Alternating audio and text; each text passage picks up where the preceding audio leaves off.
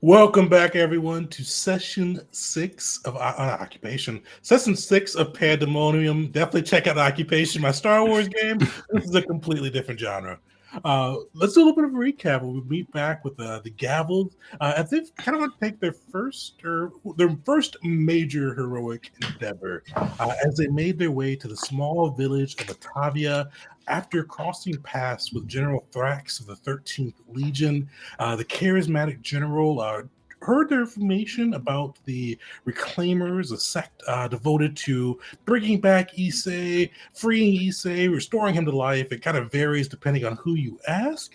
But after seeing their information, he let them in on the threat that he is working to combat, finding that 6 villages over the last month have disappeared, with 1,000 people just vanishing from the face of Eteria. The villages themselves were intact. No blood, no scuffle marks, no signs of battle or barricades. It just seemed like the people all just vanished. So General Thrax decided to make a trade, offering the group that he will march his legions across the River Rhea to locate the Reclaimer strongholds and eliminate this threat to the people of Eteria. In exchange, they'll make the Gavels will make their way to Otavia and kind of see what's going on there, and hopefully report back and stop that threat. Uh, with that, a little bit of deception went along with this because General Thrax was worried that he had a spy in his camp. That were kind of because each time he sent his own forces, whether they be a unit from the Legion, even just some spies on their own, the village was never targeted and they were never able to learn more. So with this, he decided to set the Gavels up to break free from one of his units.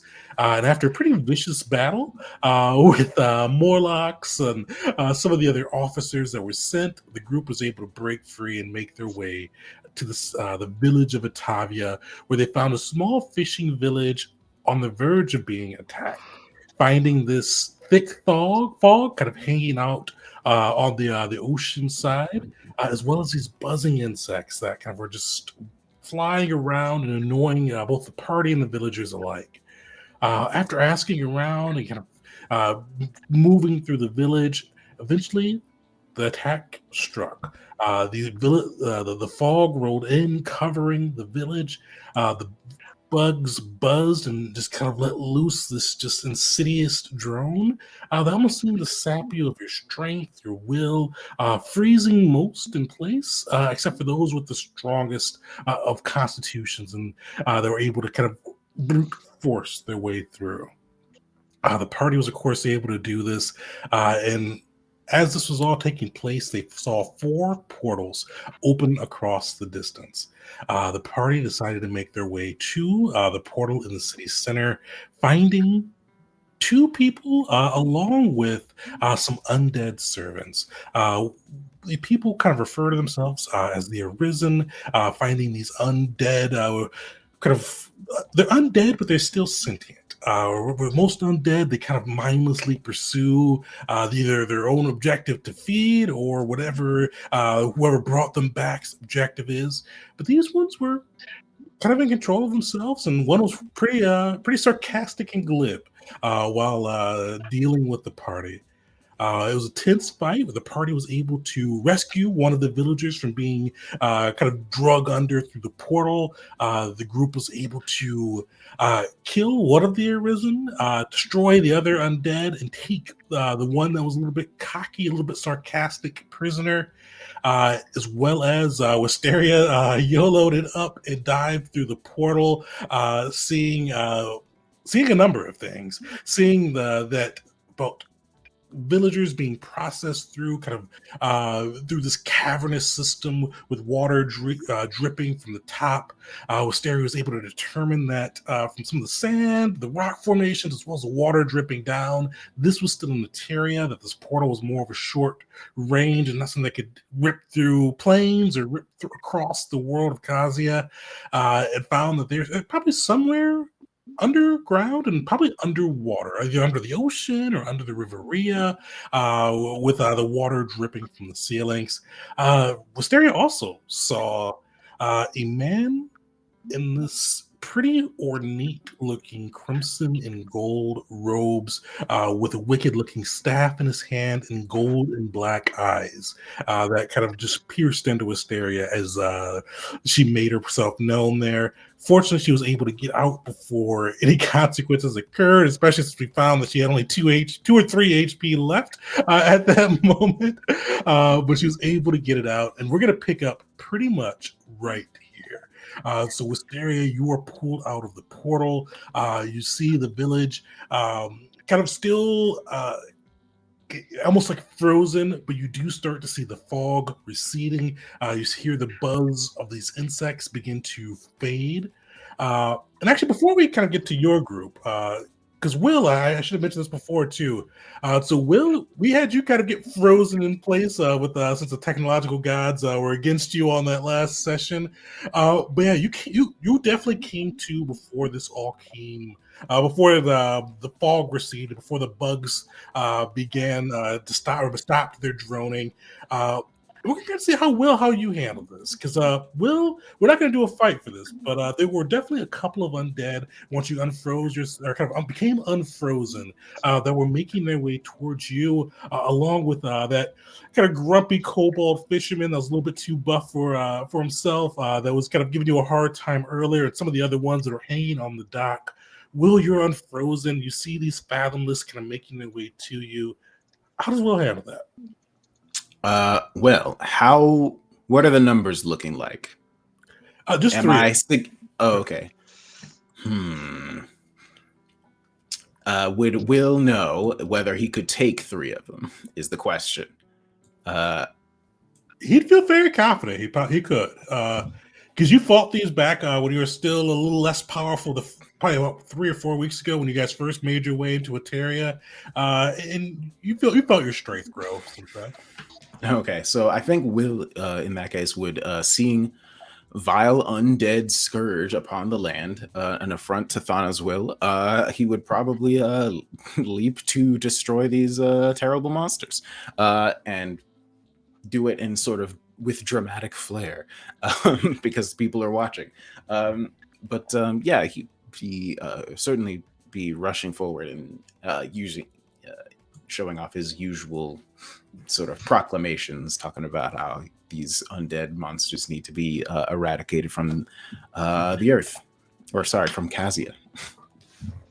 Perfect. So I'll give you your choice, and this kind of determines how Will is going about this. You kind of said two things on this portion. I want to kind of see what's more important to Will here. Is he kind of putting on a little bit of a show, kind of showing off kind of his divine might with his magic, or is he just kind of like methodically just taking these guys out, rather than do a performance using just kind of that occult magic to just really bring these guys down quickly?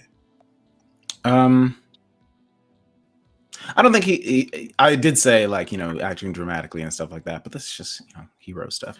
I think Will, considering how much his patron enjoys destroying the undead, he would probably do it in a very serious fashion, but it would certainly look dramatic in terms of him, like, attacking and stuff like that, but he's not like slowing himself down. He would probably be doing it just sort of like a grim what's the word for it?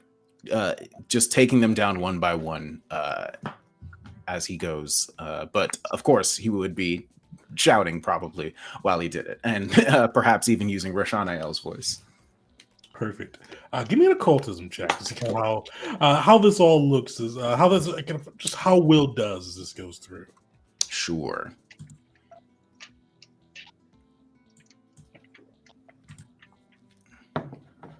Nice. Yeah. So you kind of go through this, just kind of marshaling Will's own strength and the strength of Rashanael. And yeah, you easily kind of just obliterate through these fathomless, and I'll let you describe kind of how Will's powers melt them down. But you can see, even though they're frozen, the kobold, I think the human that were kind of on the dock chatting you guys up earlier, you can see their eyes moving. That's the only thing that these people could do, is you could see their eyes moving, but they can't speak or move. But you could see their eyes taking this whole thing in, as you win this battle with the Fathomless. But Will, how does that all look as you unleash your might against him? There would certainly be a moment where he was like hiding behind, like, I don't know, a crate or something, and be like, seriously? We are alone right now, man.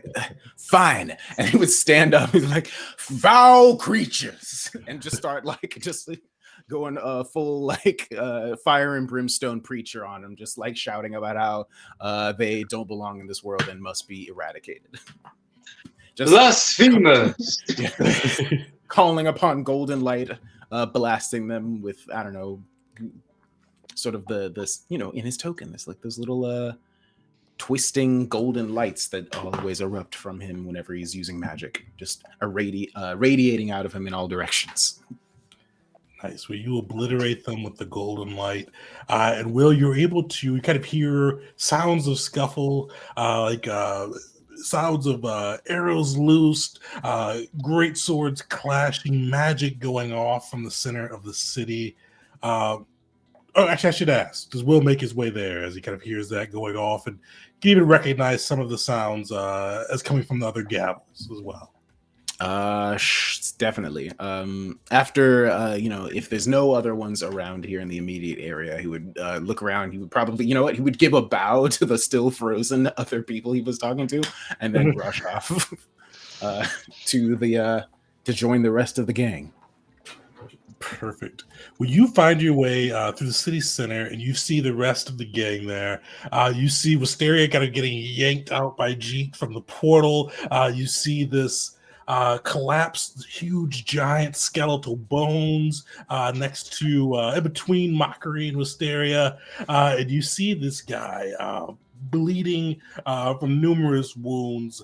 Well, not even just bleeding from numerous wounds. Bleeding from numerous wounds. It also has some of his flesh decaying from his face, lying unconscious on the ground.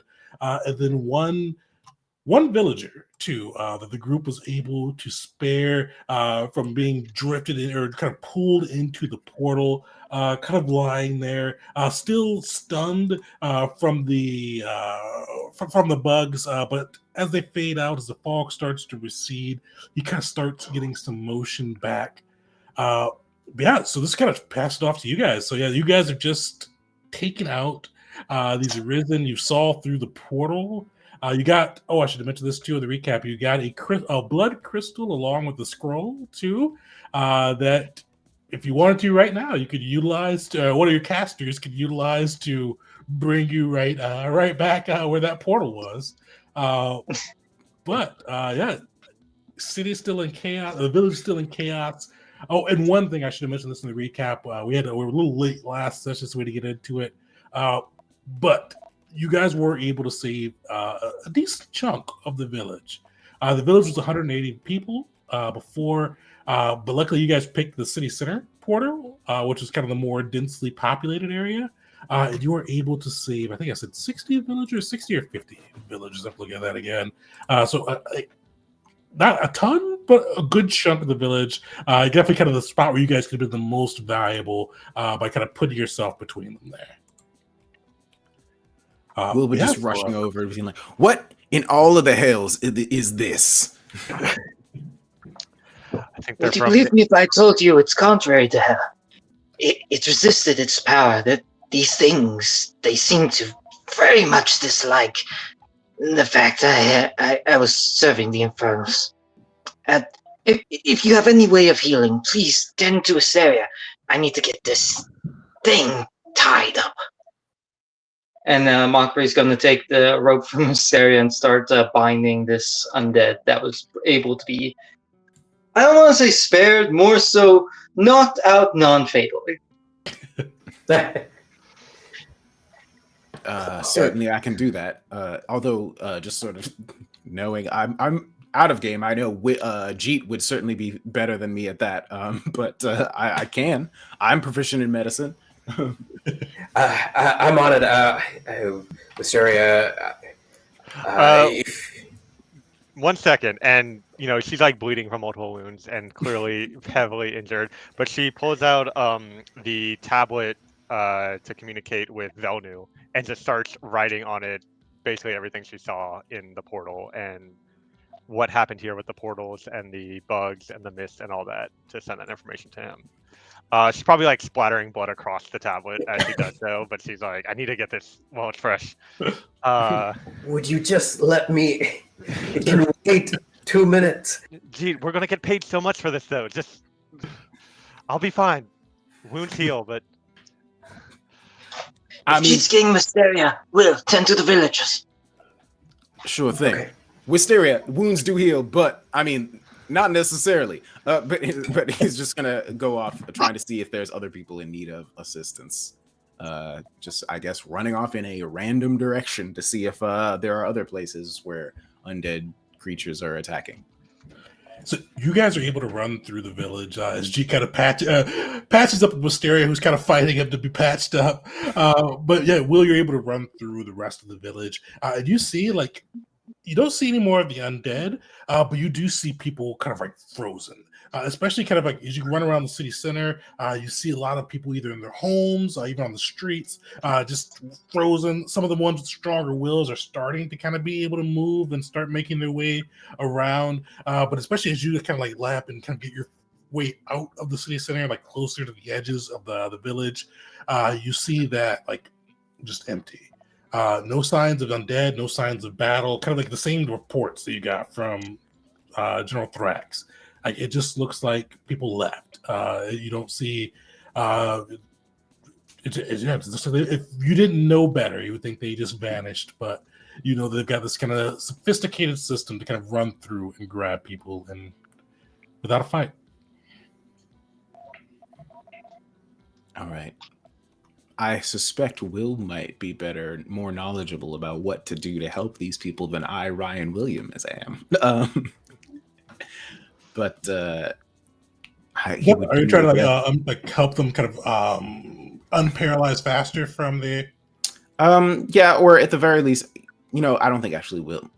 Well, maybe he might know what to do about that. But I was thinking more like in terms of the people who are already unfreezing, like trying to like, I guess, organize them, get them someplace safe, and try to find who could take care of the people who are unfrozen at this point. Like, who is the mayor still around? Is there a mayor? I don't think a town this small would even have a mayor, probably. Who's the village elder that I can sort of corral everyone towards? Yeah, you do find they do have they call him the mayor, but he pretty much is just the village elder. It's this old dragonborn. He's got like these gray scales, and you see him kind of hobbling out. For a moment, you think he's still frozen himself, but he's just moving that slow as he hobbles out with his cane. And he goes, "Don't know you."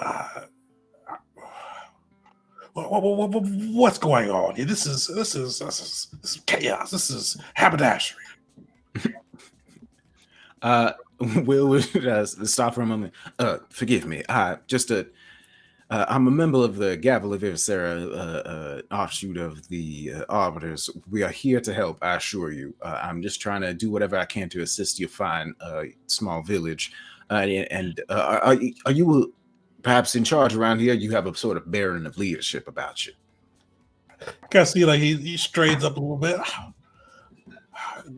Glad that you can see that. I'm the oldest here. The people they look to me in times like these, and he is talking slower than I'm talking right now. Like it's probably like maddeningly slow as he goes through this, but eventually he does kind of go. He is the village leader, and he'll look at you and go, "What can we do to help you here?"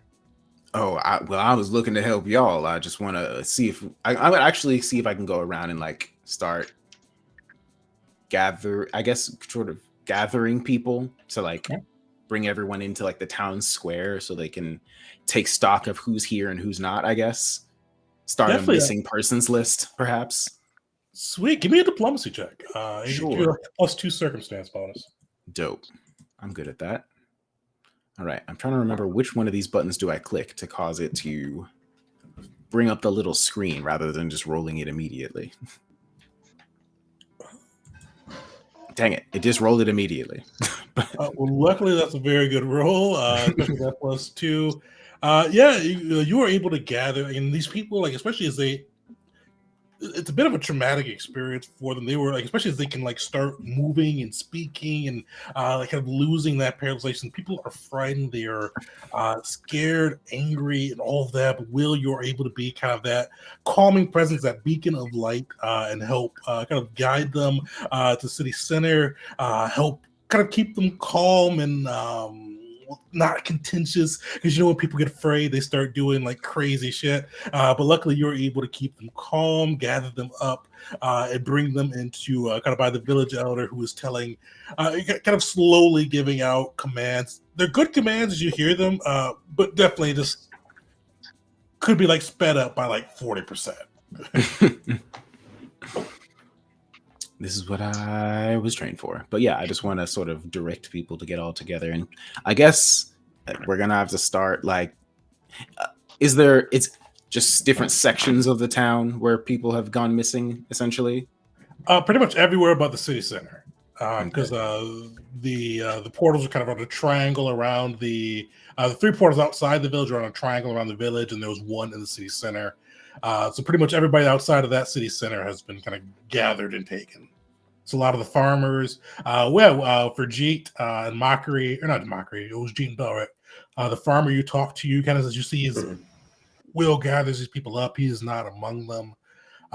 It's definitely a good chunk of the town, but they're still survivors. All right. At this point, I will have rejoined the group. Perfect. I can imagine him coming back to like Jeet forcibly holding Wisteria down and wrapping whatever arms in a bandage.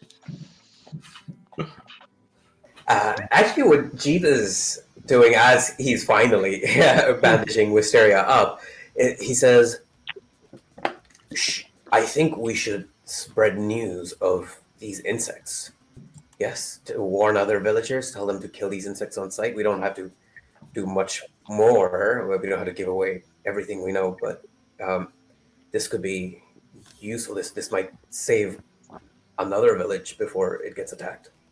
Why didn't you tell me that idea before I sent the message to Velnu? Because then he could spread word around his area as well. Well, the attacks are happening in the northern shore. Velnu's way south. Yeah, that's true. But yeah, I think that's a great idea. We should definitely start seeing if maybe they have any quick message carriers who survive the attack, who can bring messages to nearby villages. Bugs as well as a mist seems to also be a sign. Yeah, you do see kind of the village elder. It does kind of perk up and goes, "Yeah, we've got people we could send. Let me see, are they still here? Gravik, you go over here. You can the orc lady. Can you write him a message and have him take? We could have him go and run it around for you." And if you need someone to escort you, I think 1 or 2 of us can help you out. I'm saying that to maybe accidentally on purpose volunteer Belric and Bear to go with the messengers. Perfect. Belric will kind of agree to that as well. He'll kind of escort them out. And this village is kind of a day's ride or a day's kind of walk away. And Belric will definitely kind of take that along and kind of meet back with the group after he kind of marches back the other way as well. But yeah, you can see the messenger kind of leave and kind of head off along that way. Go ahead, Mockery. Or what's there? Yeah, as they're heading out, I just say, Belric, I expect you to come back with that other village's finest beverage. Belric will definitely agree to that. As he walks off with a keg strapped to Bear and heads it back into the sands of Eteria along with the messenger. Yeah, you guys see like the city, or I keep saying city, but the village. Like, this is a small fishing village. You see The elders are trying to calm people down, but people are kind of walking through. You see loved ones kind of looking amongst the face of these survivors. A third of what this village once was, trying to see if their people are still safe. It is definitely a chaotic scene, but you guys do. You saved these people at the very least, and you've got one of the culprits there too, and you see a lot of the people kind of side eyeing this guy, especially Will, that big or the small buff kobold that you saw earlier is definitely kind of side eyeing this unconscious guy. You even see him look at you, and go, "Why'd they leave him alive?" Mockery is going to step up. We need information. And trust me, he will not be alive for much longer, if you can even call it that, whatever state he's in. We're going to try and bring these people back, the people you've lost. And even if we can't get all of them, we'll make sure this won't happen again. What's happened here? I'd be lying to you if I told you I knew what it was. But I can promise you, as a member of the Arbiters, even if they denounce us, as a member of the Gavel of Eva Stera, we will stop these vermin from infecting Ateria. All right, Mockery, give me a diplomacy check there. Got it. All right, as it's solid. You see the buff kobold. I keep wanting to call him the little kobold, the little buff kobold. He's small, but he's definitely been hitting the gym gains. You kind of see him nod and go, "Yeah, we got to make him pay. This isn't right. This wouldn't have happened if the Emperor was here." And you kind of see, but he nods along. He seems reassured at that message that you guys are gonna put a stop to this, that this won't happen again, that you're there to protect them and hopefully bring back some of their villagers. And you see, as the kind of this goes along, the elders and as well as and you guys assisting are able to kind of get these people organized, kind of go through and just search through just to make sure that we found everybody that's still there and kind of do a catalog of who's there, who's not. And they're able to kind of get into this well in the night. And eventually the villagers are pretty confident or competent enough to take over from you all, kind of freeing you up to do kind of what your next steps are here. So what are the group's next steps? I know you've got the prisoner, you've got the scroll and the crystal. What's next? I say we get the villagers' permission to use one of the abandoned houses as a base of operations. And if we could just hold up there until we figure things out, that would be ideal. No, and we could conduct our interrogation there as well. The village elder definitely hooks you guys up with a house. He even has one of the kind of remaining people bring you like a nice hot home cooked meal as well. Definitely you get a lot of fish. It's kind of a mixture, kind of like flavored fish, a little bit of sushi, but also like this real spicy fish soup that he brings over. Nice. Well, thank him for it. And you know what? Yeah, I'll also get a couple of copper pieces just as a thank you. We don't want to take advantage of them if they're being so hospitable. You see, the elder holds up his hand, and for a moment, he straightens up again, and his tone gets a lot quicker, or his pace of speaking gets a lot quicker, and he goes, "No. You are honored guests. You saved. You weren't able to save everyone, but you saved more than there would have been if you were not here. The coin's no good.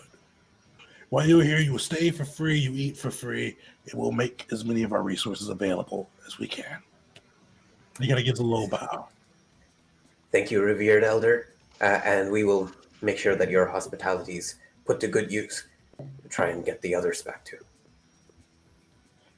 He bows again. And he kind of walks again, slowly moving, but slowly kind of leaving out of the home that he gave to you all for your operations here. But yeah, so sounds like interrogation next. Yep. So yeah, how are you guys handling your interrogation of this undead or risen mage? I Good say we question. put pressure on him. We should. We should. And you see Mockery kind of clam up a little bit. It's clear he's not really used to this kind of thing. Interrogating someone, asking them questions after they've been beaten. And he kind of stops for a moment and looks to Wisteria. What should we do? Well, I've not conducted, but been around a few interrogations of this sort in my past. And I am happy to take on the role of asking the questions, writing down the answers. But Mocker, you definitely seem to have a skill for putting fear on our enemies. And so maybe just think about it like we're in battle. And you complement my attacks with words with your attacks with something a little bit more persuading than words, maybe. But I'll let you be creative with that. I'm sure the your patrons might have some inspiration for you. There's quite a bit of wisdom in that. Thank you. I will say this. If their order is either disciplined or extremely fanatic, then interrogations can be sometimes limited. I am not speaking by experience on being interrogated, but the kind of discipline that we have to cultivate at our monastery, we do also undergo that type of mental fortitude training. This person, maybe not the greatest mental fortitude I can see it in his face, but fanaticism, you never know when it might spring up. Of course, it's hard to get the difference between truth and lies when somebody is suffering, but what I'm going to try to keep an eye out for is asking questions that don't seem like they would be compromising, but using the information that we do get from them to try to piece together more valuable data. Hopefully get him to reveal some things without realizing it, but we'll see.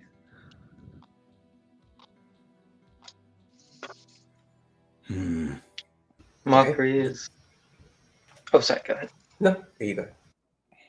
Mockery goes to wake the guy up. He'll grab him by the face, growl real loud, right in it, bile dripping down his chin, and just shake him for a second. Waken! Awaken! All What, right, do I need to make a noise to wake the dead? Nice. Yeah, so have you roll an intimidation check on that side? So you see, like his eyes like kind of slowly flutter open, and for a moment, like you see, like he tries to throw up a smirk, but seeing Mockery's grizzled infernal appearance in front of him, kind of like sends him to both a bit of fright as well as a clear sense of struggling if it's anger or distaste at this infernal kind of visage in front of him. Do you see him kind of go, "What? My second life continues, I guess.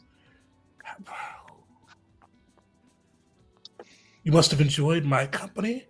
And you said, like, usually before when you guys are fighting him before, even when he was getting bloody, like there was more confidence behind his lines, but you definitely see a little bit more of a stammer, a little less boisterousness about it. But he's still using kind of a bit of a defense mechanism, you guys can guess, and no sense motive necessary for that piece. But that is how he wakes up. What do you guys do? Mockery will instantly snap back to him. The reasons why you are alive, unknown to us and us alone right now. If you want to make sure that's the case, and trust me, you do not want to know why. You still, I can't quite say breathe, or say blood still pumps through your heart. Your second life continues. You're going to want to answer questions clearly, decisively. so we don't have to act so decisively ourselves. And why not? We can take a joke, can't we, Gavels? So start your routine. Let's hear it. And he'll nod to Assyria. Thank you, Marguerite. So first off, what's your name? You see, he's trying like kind of you definitely see him like trying to put his airs back on, and he's tied up, but he just kind of like lowers half his body like a little mock bow. And he goes, "Grace, my name is Grace, and then I tried to give you all a gift earlier, and I wouldn't say this is how you repay me, but I feel like we may have crossed wires. This is a little much, right?" Well, could you tell me a bit more about that gift you were offering us? Feel in the heat of the battle and the conflict before, some of the finer details might have gone unnoticed. Life eternal.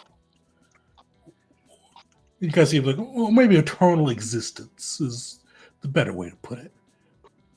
I wanted to give you that gift, the gift that was given to me.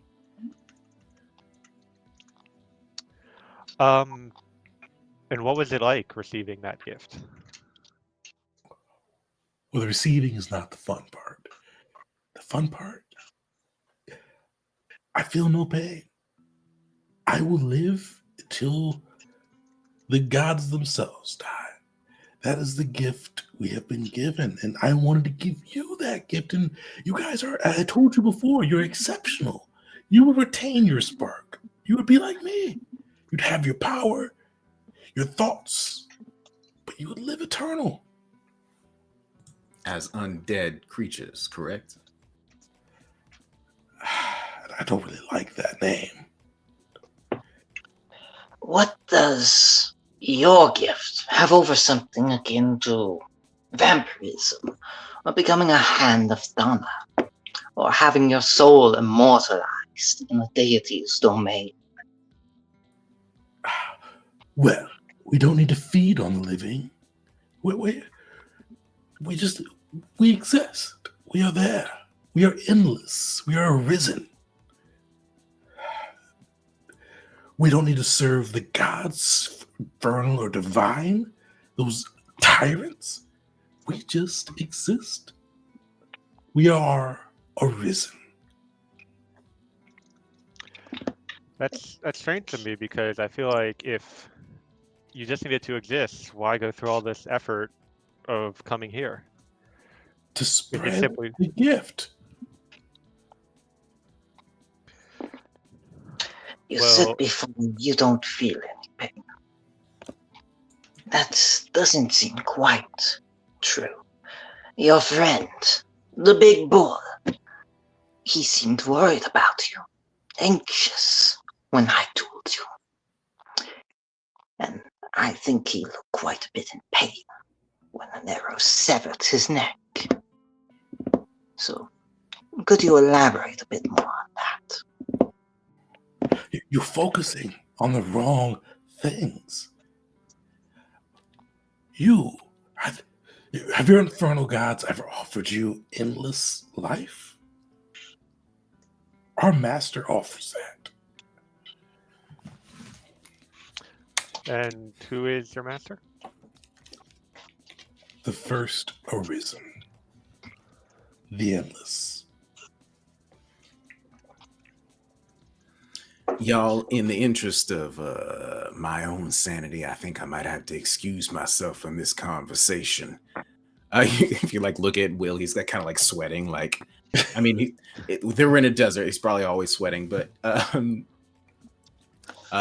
his hands have probably been like clenched and perhaps shaking a little bit. He's like, "This is very unpleasant to speak to, so I am going to wait outside a little bit because I have a friend trying to encourage me to do things that perhaps might not be the best at this very moment. So I am going to excuse myself." He gives off the most exaggerated courtly bow he can and sort of backs out of the room.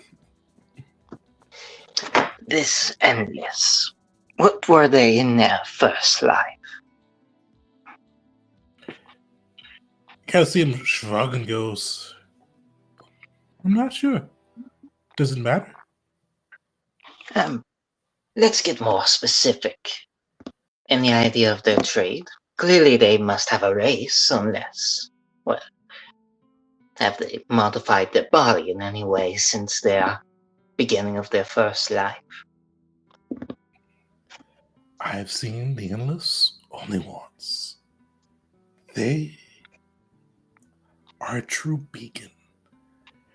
They may have been human or elven. It's hard to tell. The energies of Ada flow through them. They are a luminous being. They are endless. They are arisen. Do they have a one black eye and one gold eye? Oh, that's not the Endless. There's a leader, but not the leader.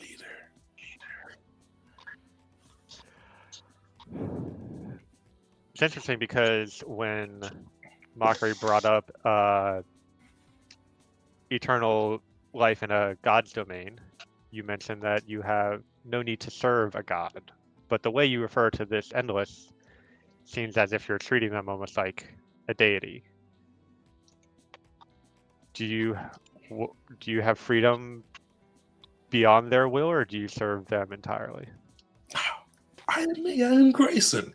I'm just endless. I am arisen. And you can see he's kind of leaning into that. But I will give you guys a chance to do a sense motive check. So perception, but private. Can Mockery instead? He's clear. He can clearly tell, like, that's a bit of avoidance of an answer. Can he counter that with an intimidation? Yeah. Actually, you know what? He's definitely, he believes. We'll get into it, but intimidation won't help here, unfortunately. How about diplomacy? Because something else came to mind. I'll let you pitch your Anything? argument for diplomacy. All right. Pitch the argument out, character or in character. It's not doing a character. Mockery will actually kind of pick up on that and begin. Earlier you mentioned the gods as tyrants. Would he be more akin to a monarch that you serve? You have loyalty towards. He is a master, but he is not someone who controls you. You are Grayson. You are endless. You have freedom all the time in the world. You just owe him somewhat for giving you this second life. Yes? Or am I wrong? And as he kind of like goes to his spot, you see him pause for a bit, and solid Gene was steering. Very good rolls there. You guys take a look at him, and you definitely see, especially as when Mockery misses the control piece, and then kind of with staring the deity piece on that portion, he does seem uncomfortable. You do see his body language kind of like shrink a little bit from that boisterousness on that side. His eyes kind of fall a little bit. It kind of avoids, for most of the time he's talking to you guys, he's looking you in the eyes, but for a moment before he speaks, his eyes fall as he's thinking and kind of raise back up. And you guys can definitely read from his body language there. He is definitely Grayson, but he definitely does feel that he doesn't have as much control as he's letting on. But with that same kind of feel for him, though, he does seem extraordinarily happy about this gift.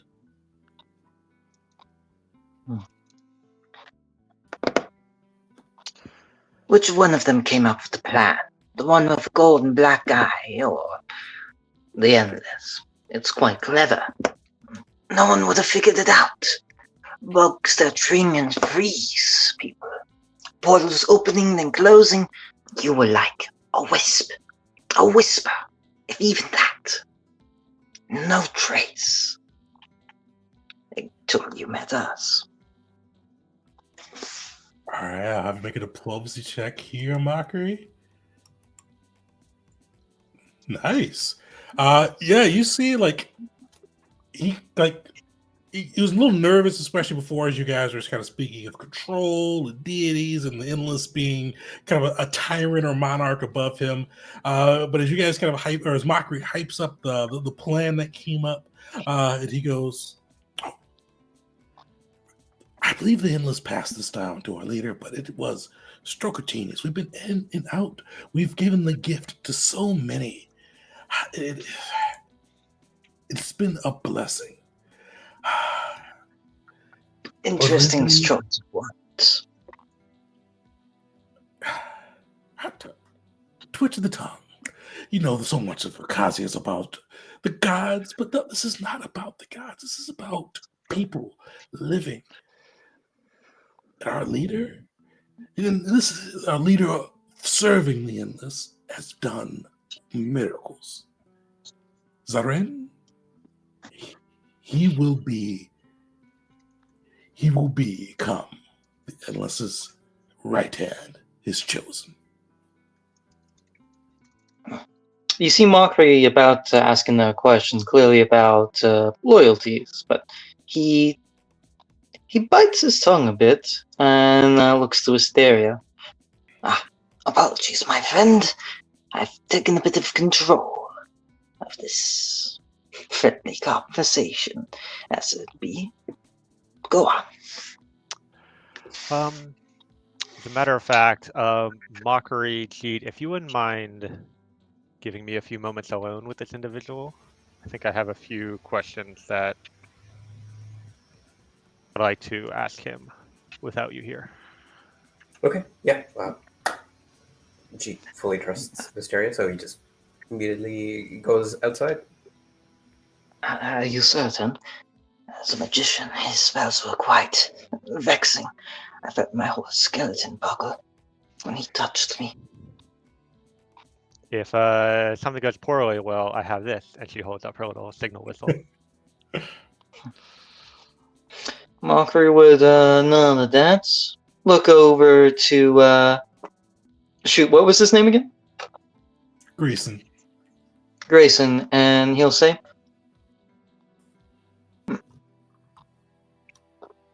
and actually no, he wouldn't say anything. He just kind of nods at him with a half grin, possibly malicious half grin, and he'll leave with G. So once they're gone, Wisteria will kind of lean in a bit and speaking a bit under her breath, she'll say, listen, you see the kind of people I travel with. They come from all walks of life, but they have a variety of skills, and I travel with them because I find them useful. They help me accomplish my goals in ways that I can't alone. I'm always on the search for new ways to reach for my goals, and I have to say your offer of eternal life is quite tempting to me. Unfortunately, I highly doubt that my companions, potentially Mockery, but certainly not the others, would see things the way that you and I do.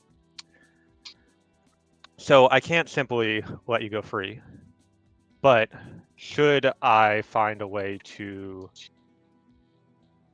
abandon these companions and join your cause, where should I go? Where would I be able to become arisen? Give me a diplomacy check, Wisteria. Oh shit.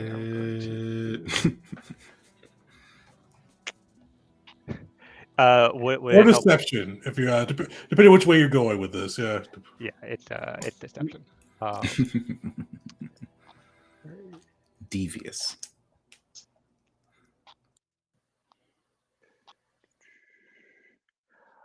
Do you want me to do secret or? I can do this one open up. Okay. Yeah, I'm gonna use a hero point on that. All right. Nice. You see, he kind of thinks for a moment. Well, to truly become arisen, you need to make your way to Ada, Only the soils of Ada can make you rise back up stronger than ever. But you can reach our portal. And as you see, like he starts speaking, you see two things kind of happen at once. You see blood coming from his eyes, coming from his nose, coming from his ears, black, deep blood. And he's trying to speak. But for an instance, like he's struggling to speak, struggling to kind of form these words. But then you see his eyes switch. Like they go from like he had like blue eyes before, they switch black, gold. And he looks back and goes, he was an interesting advocate of the gift. You have taken him from me. I wished you would have stayed longer in my cavern. But unless you wish to meet your true death, leave this alone, little one. And then you see the eyes cut back out. Grayson still bleeding heavily. And it's kind of weird how it looks because he's bleeding heavily. You see this black blood running down. But like he had like some like pop spots on his face that were rotting and spots that clearly showed him as undead. Those don't change, but you see the rest kind of look like him, look like his mortal form fade, decay, slough down, and he crumples to the ground.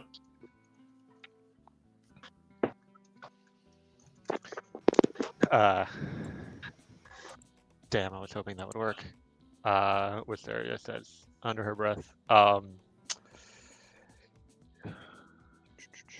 Let's see.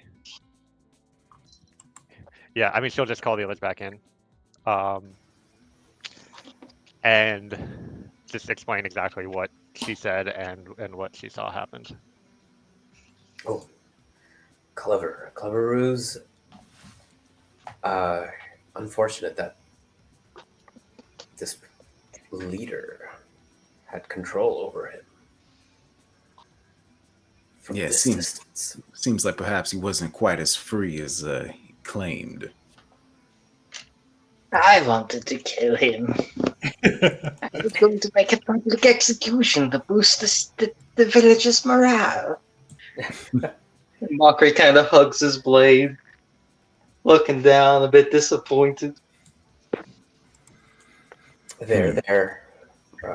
We can at least put up his crumbled form. Is that what villages around here are into? Do they like crumbled forms in this No. in this part of this area? I do not think they do. I think they just like hot soup and hotter gossip. Well, their soup might be too hot for me, but their gossip sure isn't. So I definitely want to. You don't like the soup? Oh, it's way too spicy. Is it? Jeet has been eating it this whole time. The sushi's fine. I don't mind that, but soup is far too much. Gossip. Okay. Should we send word to General Thrax? I suggest we study these crystals and these scrolls first before we try and hand it over, so we have more to give to him, and so we can do something. But before that, do we trust that our words will not end up in the hands of a spy? Well, I believe yeah, you're right. It is going to be difficult to make sure that we get back to General Thrax without alerting the spy, whoever they may be. I was more so referring to contact with the Arbiters. Surely she can get a message through to General Thrax. Here's the thing. Does General Thrax need to know all of this?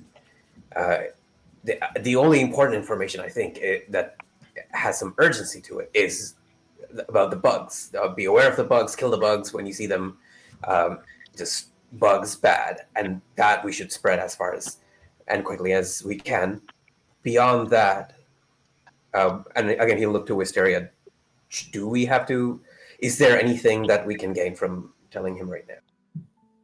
So the only potential thing that he could help us with in this regard at the moment is locating where their base is if we decide not to use the Bloodstone to teleport there directly. The teleportation access is certainly great to have.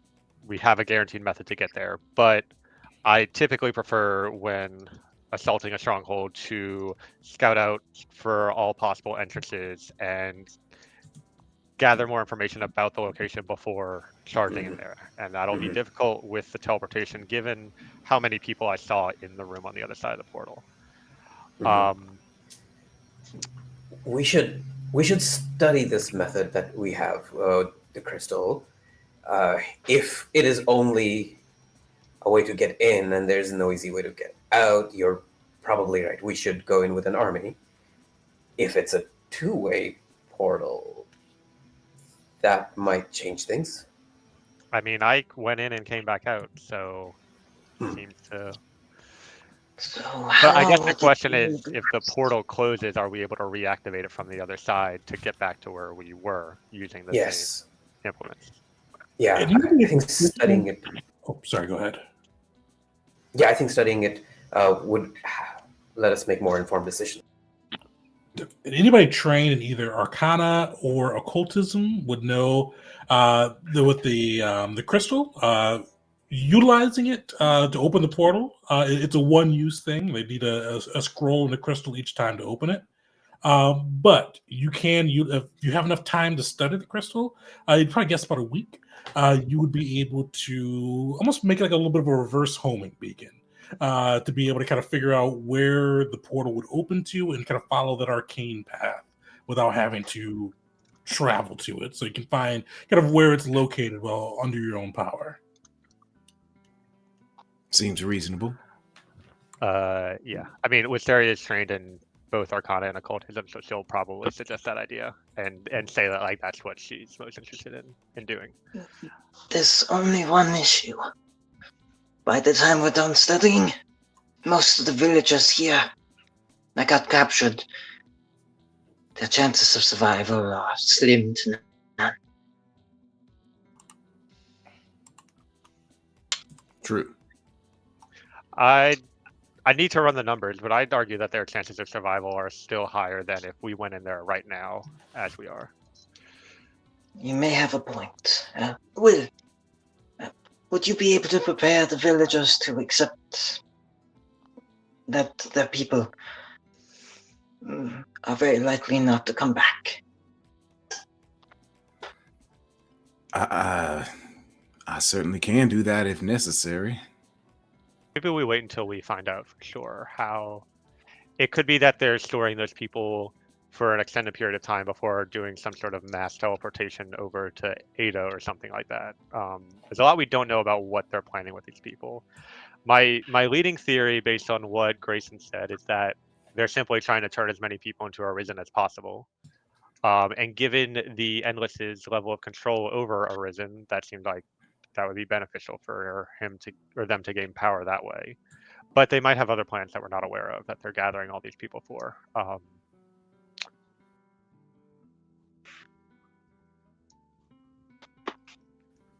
So I think we take this a week or so to prepare, figure out how to activate this homing beacon, and then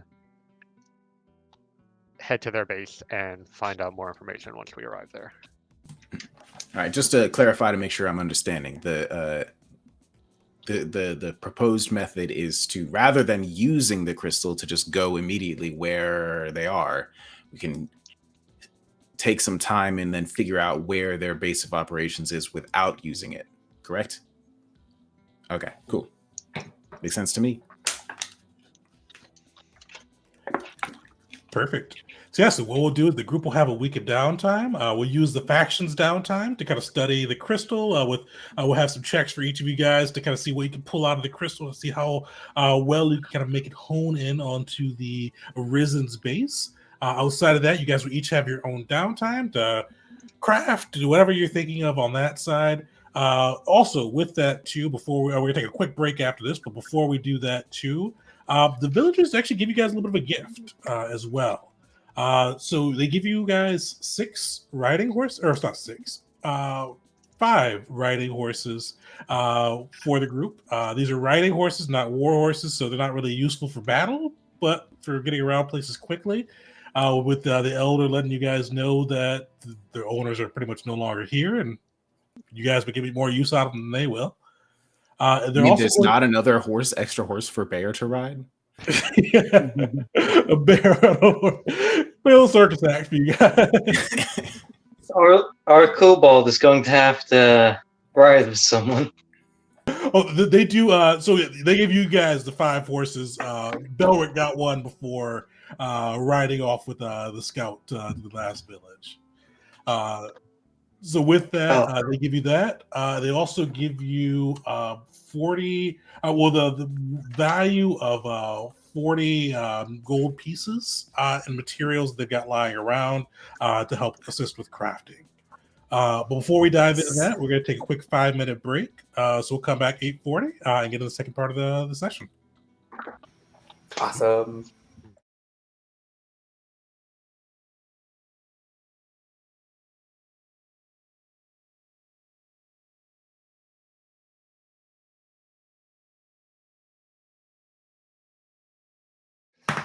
Welcome back, everyone, to part 2 of session 6 for Pandemonium. So the crew just learned a few things about the Arisen, as well as has a pretty good handle on how to find where their Aterian base is. But the group's going to get some downtime. So they got a week of downtime to either prepare for their struggles, to spread word or rumors about kind of what they've done so far, whatever the group may think. But before we get to that, I did want to give you guys, as the messenger and Belric get back, we'll do something with Belric in a bit, but you do hear some rumors about things that are going around in the world right now. So it's kind of a mixture of hearsay, as well as some stories from the Eternal Tribune, the Aterian's kind of newspaper of choice. And kind of mixture through there, but there's 4 big things that probably stand out to this group, probably most of all. The first one, or the one that probably stands out to you guys the most, is with the Eternal Tribune. Not first page, but probably about 4th page into it, you do see kind of pictures of your likeness on the Tribune next to Wanted. And you see a little bit of a story that goes, what are the Aterian, kind of their surveyors, their reporters who kind of go out into the world to find the stories for the Tribune, came across a battered and wounded unit of the 13th Legion. Their commander, Varux, initially declined to comment on kind of what left them in this sorry state, but a young legionnaire named Morlox decided to speak up that the great General Thrax had given them a mission to escort the deserters known as the Gavel back to Sona, the custody of the Imperialist. But the Gavel lacked honor. It broke free, defeating this unit of the 13th, dishonoring both themselves as well as the unit. Morlock's heavily wounded. They even show a picture of kind of this kind of almost looks like acid bird scar on his shoulder. He kind of speaks and goes, "We will train. We will not be dishonored again by these foreign deserters."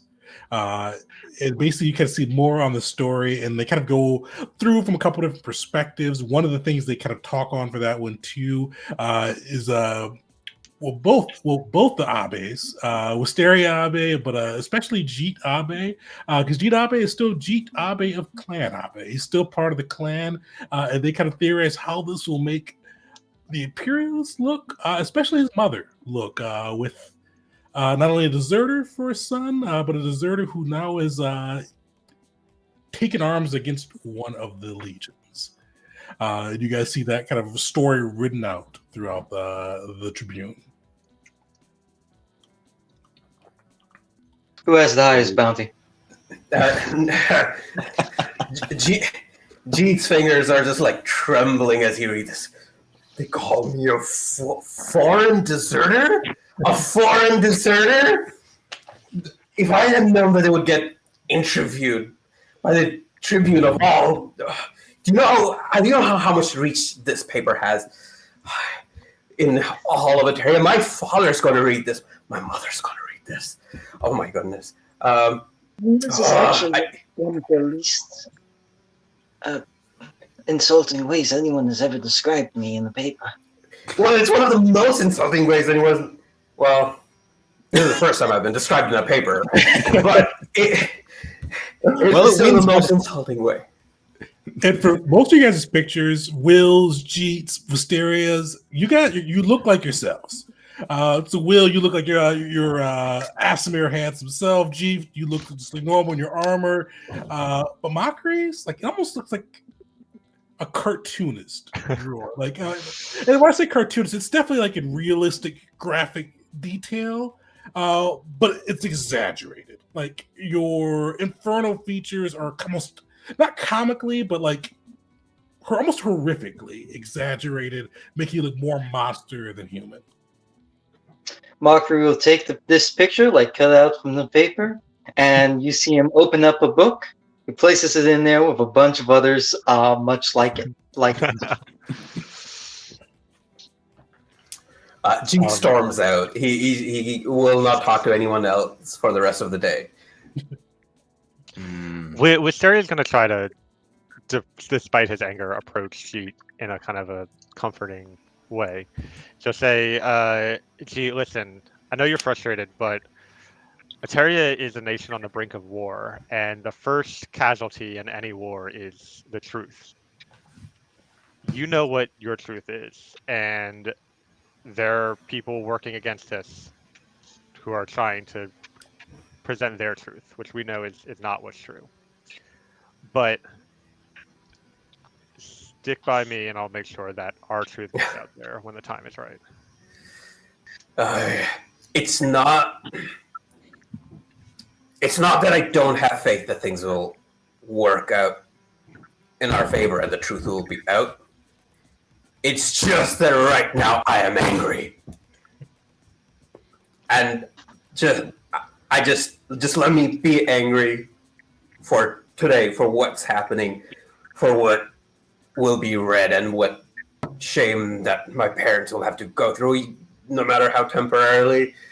I trust you, Wisteria. Just get us the location and just let me be angry. I mean, I've never seen you be this angry before, so I hope this doesn't become a normal occurrence, but I trust you to figure things out. Yeah, I also hope that the infamy of my name and the name of the Gavel of Vivisera does not become a regular occurrence. Outside of that, I will be fine. Just...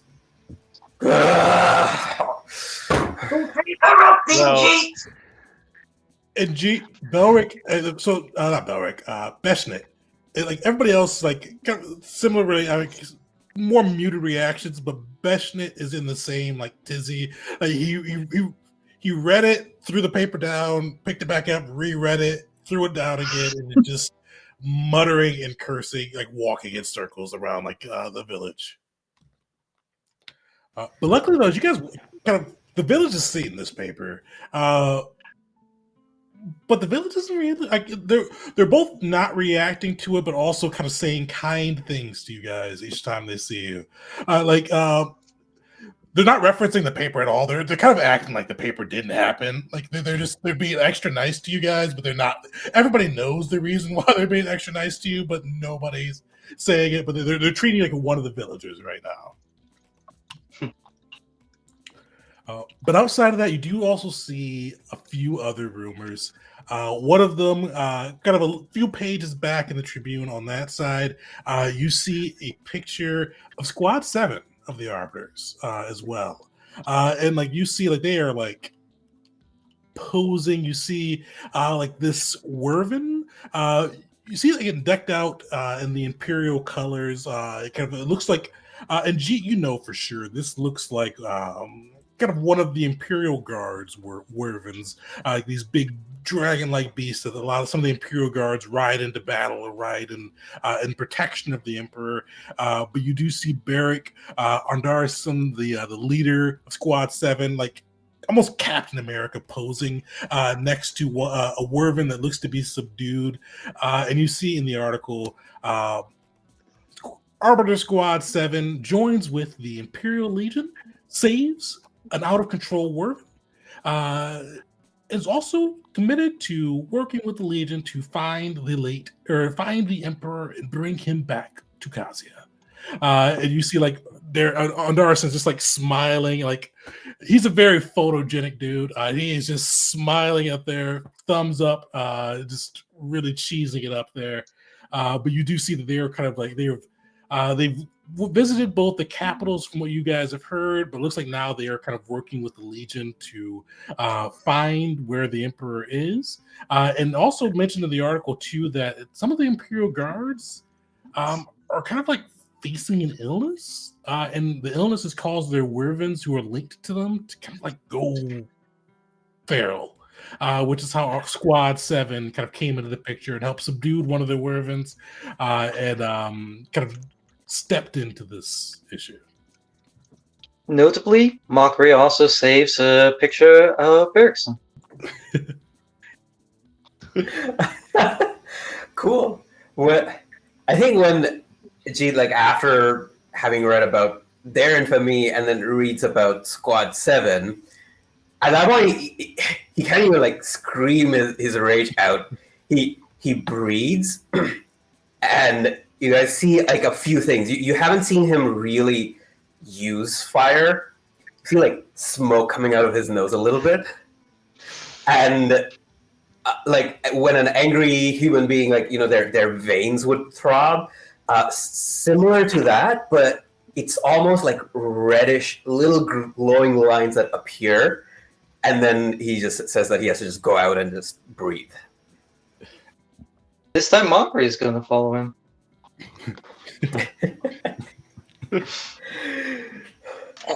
Any cheats? Yeah. Do you want me to set up some dummies you can burn? The fire and I have a complicated relationship. But if you set up some dummies for me to punch, I would happily tear them apart. Mockery would smile none. Anything to help you out right now. And he keep that set up at some point during the week. Before he starts going away, just because right now he's not in a good place, apologies in advance. Mockery, wait. Yes. You told that guy, the one who gave the interview, impertinent wretch. You told him that because he touched you, he would start. I mean, I exaggerated them. We've all heard the rumors, Mockery. This is not the first time. What I'm trying to say is 2 days before that, I gave you a full hug. Do I have to start preparing a holy water bath for myself? You see, that actually hurts Mockery, visibly, but he doesn't comment on the hurt, and he simply goes, "No, I'm not actually contagious. They just say that because I worship Venge Zero, and I'm one of the most, as you can see, I have a lot of boons from my god, boons that most would look down on. Nobles are usually attracted to the infernal gods, but I am." And he just adjusts himself. "You are safe. I wouldn't I wouldn't inflict you with anything. I promise. Okay, good. Good. I do not want to become an infernal. I do not want to become an infernal worshiper. And he has that edge of contempt when he says infernal, which again I apologize for, but he is not all in control right now as he says this, and then turns away. Mockery would actually kind of pipe up to that, but notably shrink more into himself. I would never try to convert you to the Infernals. Whenever I spread the word, it's just to the people who don't have any faith or any guidance in this world. Nor does you well. And even if he is a rival to Rogue, I promise you, I'd never try. I'm sorry. Well, so G turns around and he starts to say those people, and then when he hears you say you're sorry, it's fine. It's fine. It's good to note that the rumor is just a rumor.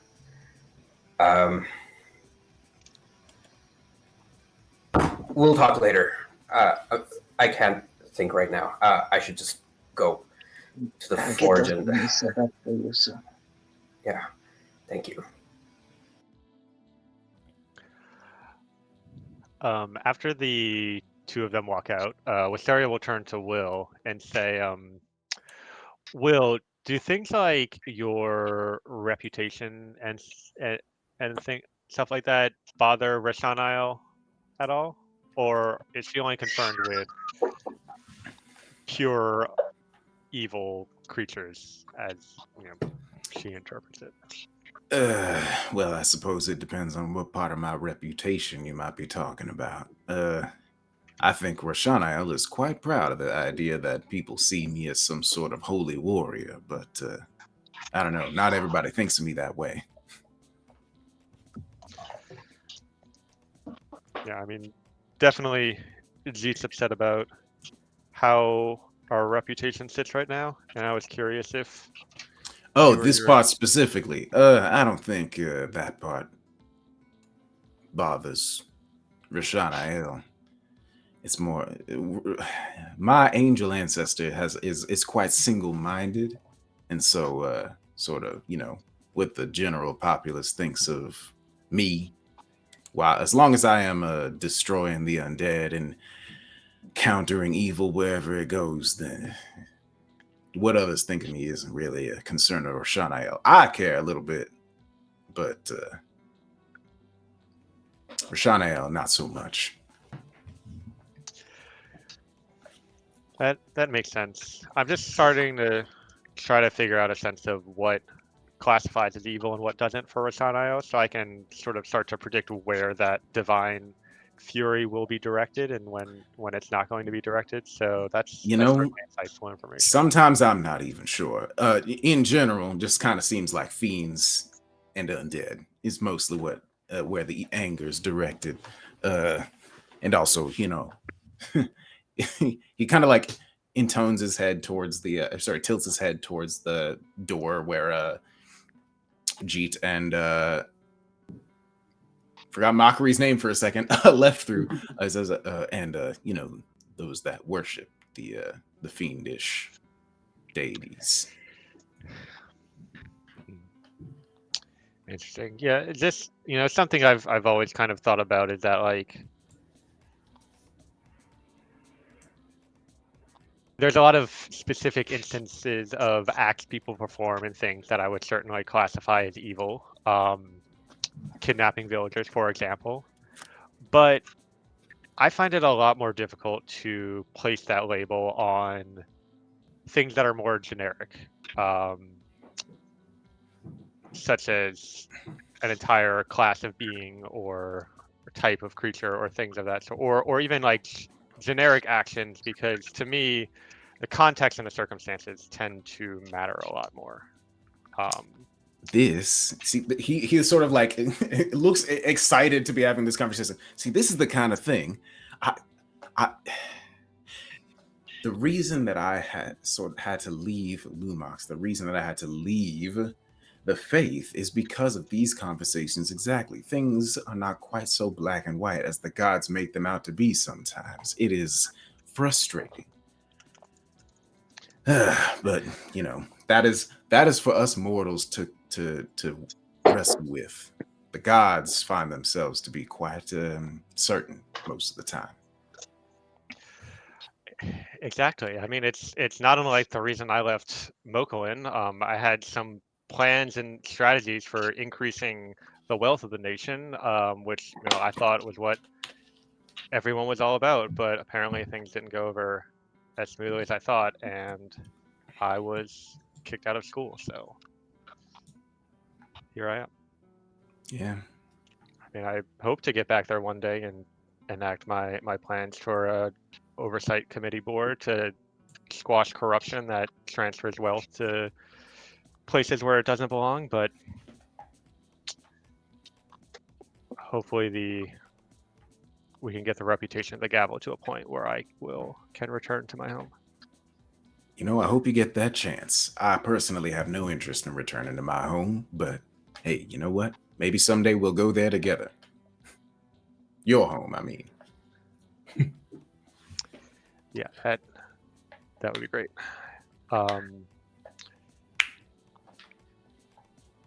So a few last news stories you guys see. Oh, right. No, this is Because in the probably middle one- of telling us about the news stories.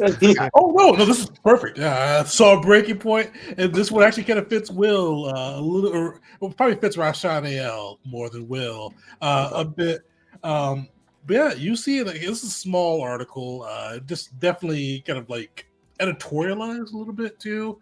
Like it's definitely fervent in its writing about it. But you hear about the recusants operating in Eteria.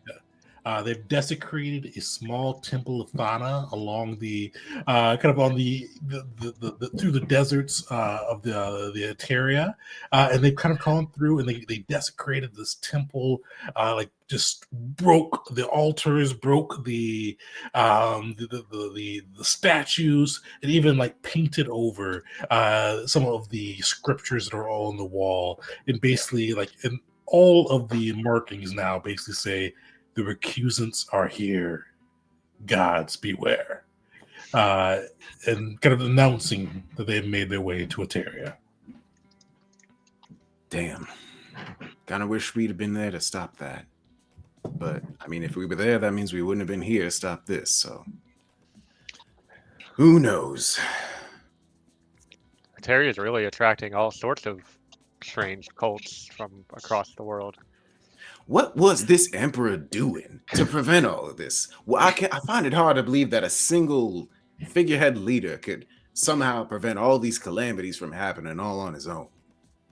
But maybe I don't know a lot about it. Oh, you're here too? When did you get back? Oh wait, if this is if this is like another rumor, I imagine Mockery would still would have reconvened. Okay, yeah, that's fine. Yeah, he is a good emperor. These kind of cases go back even 1,000 years, possibly longer. I haven't checked. And there's, if I remember in the story of the Grove, there was temples here in the area to some kind of changing god. I know little about. But there was also the god before Zero, the one of plague, apathy. That's old infernal god before it too was found. This emperor, he truly is, or they truly are something else. Constantly being reborn, holding a civilization together for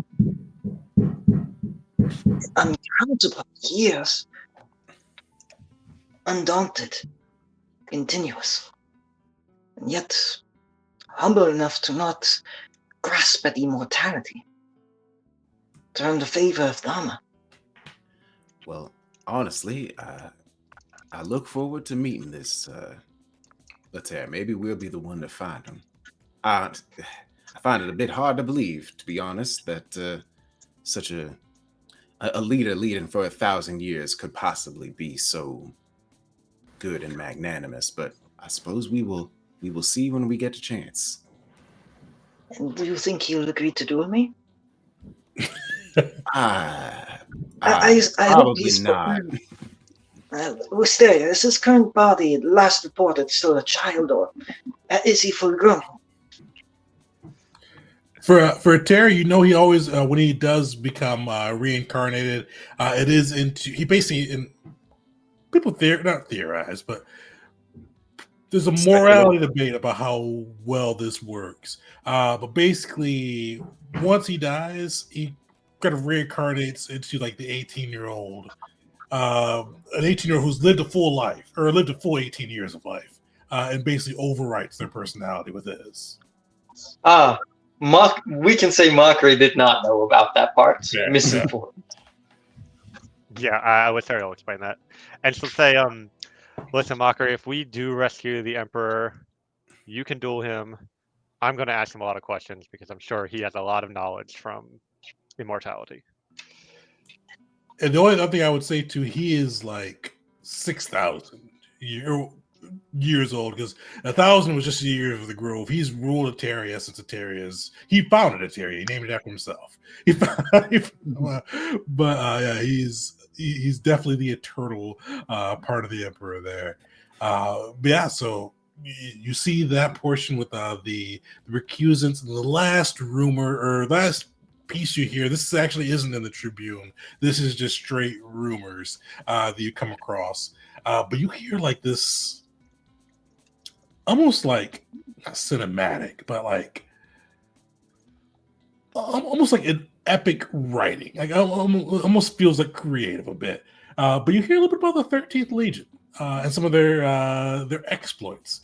Nothing related to the Reclaimers yet, but you hear that the Imperialist sent the 7th Legion after the 13th. They were kind of, as the 13th began to mobilize, acting on your information, and they don't put that, that's not in the rumor, but you see the 13th mobilized. The 7th tried to cut them off. It tried to pretty much take General Thrax prisoner and try to commandeer the 13th. But without even coming to blows with the 7th, between like just speaking with kind of like addressing the 7th, between just speaking to them and kind of just like his sheer presence. So the rumor goes, General Thrax was able to convert the majority of the 7th Legion's forces and bring them over to his own without a single bit of bloodshed, without a battle, just with his own silver tongue, as the tale goes. Expanding his own power, expanding the 13th's name. That is quite the story. If that's true, then wow, things almost came to outright war here.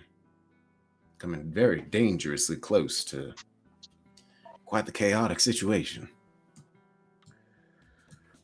It's a good thing that he wasn't, what was it again? It's been a little while. Strangled in his crib? I suppose it is.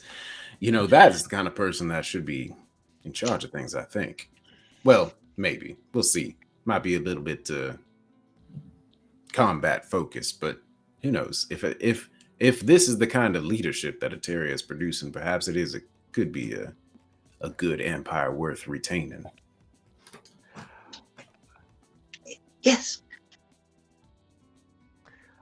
I don't know if we've done this before or not, but could I throw down a recall knowledge check just to see like what I've heard about General Thrax in the past? Like specific things I'm kind of thinking about are like, has he always been this charismatic and persuasive, or like what was his relationship with the Emperor before the Emperor vanished or died last?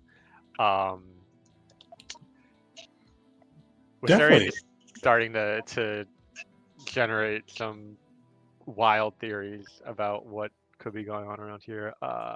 Love a wild theory. Perfect. Yeah, if you recall, oh, you already did it. Let me see what it is. Yeah. And And if it's a bad roll, I might use a hero point on that one. depending. But Oh yeah, you can use a hero point here. all right, I'll click it again and then take off the hero point. Nice.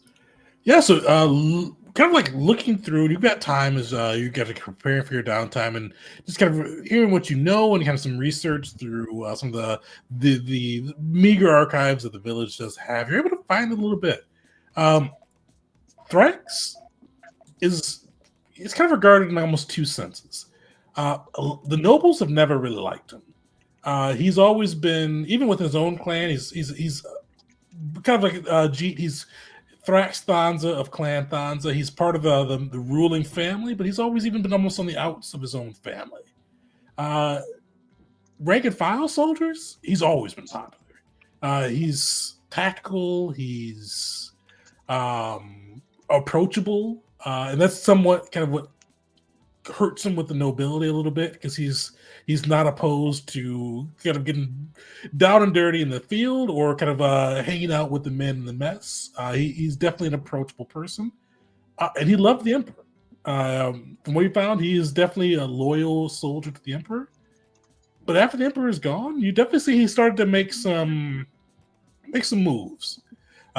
You see he's kind of consolidated the 13th. You saw it with your own eyes, and he's opened up for quote-unquote deserters of other legions to join his legion. He doesn't count them as deserters because they're joining him and kind of still part of the legion, but others may consider that. This is the guy that said he wanted to strangle him in his crib, said so. But you definitely see that his actions look like, especially the last 2 months at least, seems like he is gathering power. And I guess with that same check, would I know if he has any magical capabilities? You wouldn't know if he has any magical capabilities from the time you saw him, and just kind of the way he operates. He seems to be more of a physical person, but it's unfortunately that's not public knowledge. Yeah. So Wisteria is always one to consider all the possibilities and then act accordingly.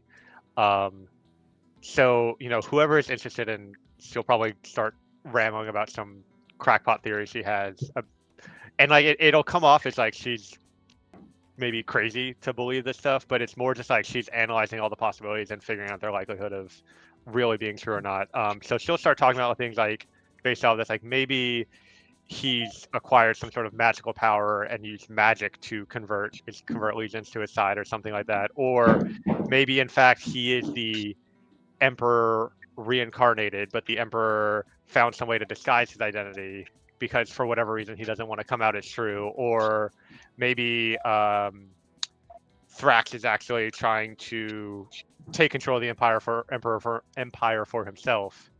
And is behind the emperor's disappearance, and all of these she's like plotting out graphs of like, okay, this would be consistent with these facts, and this seems pretty unlikely, but just trying to brainstorm what's going on here, basically. But the end of the day, like she's like, well, we don't have enough evidence to prove or disprove any of these, so she's eager to continue on our journeys to figure out which of these is true or if there's something else entirely going on.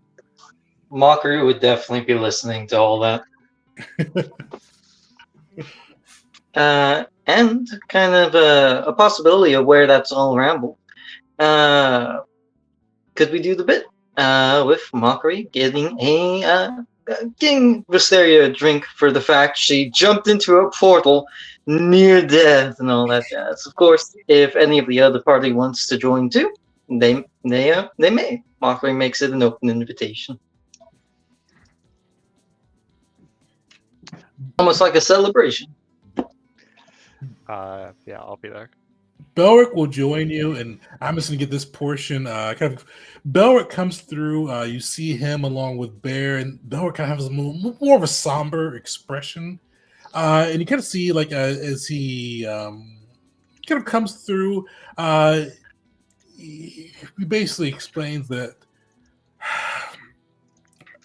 I received a magical message the other day.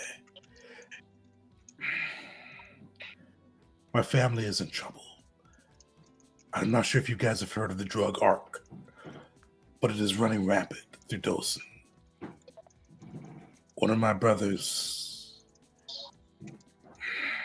fell victim to it and started using. He's in a coma now and apparently has racked up significant debt to our family name. I must go and see how I can help. Well, I will be back. I will find you all and make sure that we can rejoin our quest to bring peace to Eteria. But I must help my family now. Of course. Your family is your family. If they're in trouble, you have to help them. Maybe we can set up something. I don't know, Wisteria. Is there a way to leave behind like a trail that only Belric would recognize for us, so he can find us if he wants to? Like information, like secret messages or like signs that have thieves put next to walls, something. I definitely have a few different codes that I've studied in my past, so I could spend a little bit of time teaching Belric one of them and use that to leave a trail of where we're going. Mm-hmm. And if there's anything you need from us or Velnu or any of our contacts, you are the gavel. So use all of the gavel's resources. Mockery would offer 20 gold. That is despairing. Yeah. Belric will say, you keep it. But he does at that, as you guys kind of mentioned, using the gavel's resources and Mockery, you offering the gold. He does like take a real like hefty pour from his beer mug and kind of raise it up and goes, "Gavels, I'll be back. You keep fighting a good fight, but I'll be back." And he chugs it down, like just completely demolishes that mug, and then sets off with him and Bear in the distance. He will be missed. And for viewers, Belric will be back. Belric, I think he mentioned it before on stream, but his player is having a baby. So congrats. And he'll be back in like 3 or 4 sessions, 5 sessions maybe. So soon to be back, but for now it'll be this 4. But Mockery and Wisteria, go for it. So I wanted to get that out before I forgot about it. So probably a few drinks in, Mockery is going to look to Wisteria just like, "You are a mad one. Never have I seen such dedication to the pursuit of knowledge. Well, obviously I've seen people risk their lives. But to jump through what could have been possibly a gate to the worst possible things imaginable, if not what? Here, catch the rope, pull me out in a second. Inspirational is what it is." She kind of like leans her face on her hand and says, "Mockery, if that impressed you so much, you should come to Mokulin sometime. Stuff people do there is far crazier than anything you've seen me do." So many followers of Corinius. They are passive. Old money tends to buy subtle things. None of shows or displays they hang on to so much. I prefer what you did. To risk it all. To gain so much more. Perhaps it's the gambler in me. But that does remind me. On the topic of the sea, may I ask a question? Ask away. Was it fun? Riding the infernal dragon turtles? Sorry, you cut out for me for a second. Say that again. Oh, sorry. Yep, he'll ask. Was it fun? Riding the infernal dragon turtles? Oh, my memories with the Reavers aren't too strong. I was probably about 7 or 8 years old when I left to go to Mokulin, but the memories I do have are quite fond. Let me. My mother, who is a priestess with the Reavers, cared for me quite well. I have a lot of fond memories of her And you see, Mogtheron was the turtle that I rode on. I incredible creatures. Hope to be back one day. On my own trip, on my pilgrimage, I went to the Black Tusk Islands. And I will be honest, when we first met, it was not the first time I heard the name Wisteria. It was hard not to on that trip there. I was hoping to possibly see one of those great beasts. But fate had it that I didn't. I will apologize. If I'm not mistaken, my god killed the Reaver's god. And while he is back, I still would like to extend an apology might be the wrong word, really. More of a what do the cameras say again? Good game. No, that's worse. No need to apologize to me, Mockery. I'm not. I mean, I have a few gods that I beseech at various times, but I'm not particularly devout, especially when it comes to you or Jeet. My mother and brother, on the other hand, would probably enjoy an apology from you, but then they'd probably try to beat you up after that. And Mockery, Oh. too. This is probably fit with Mockery not knowing history as well sometimes.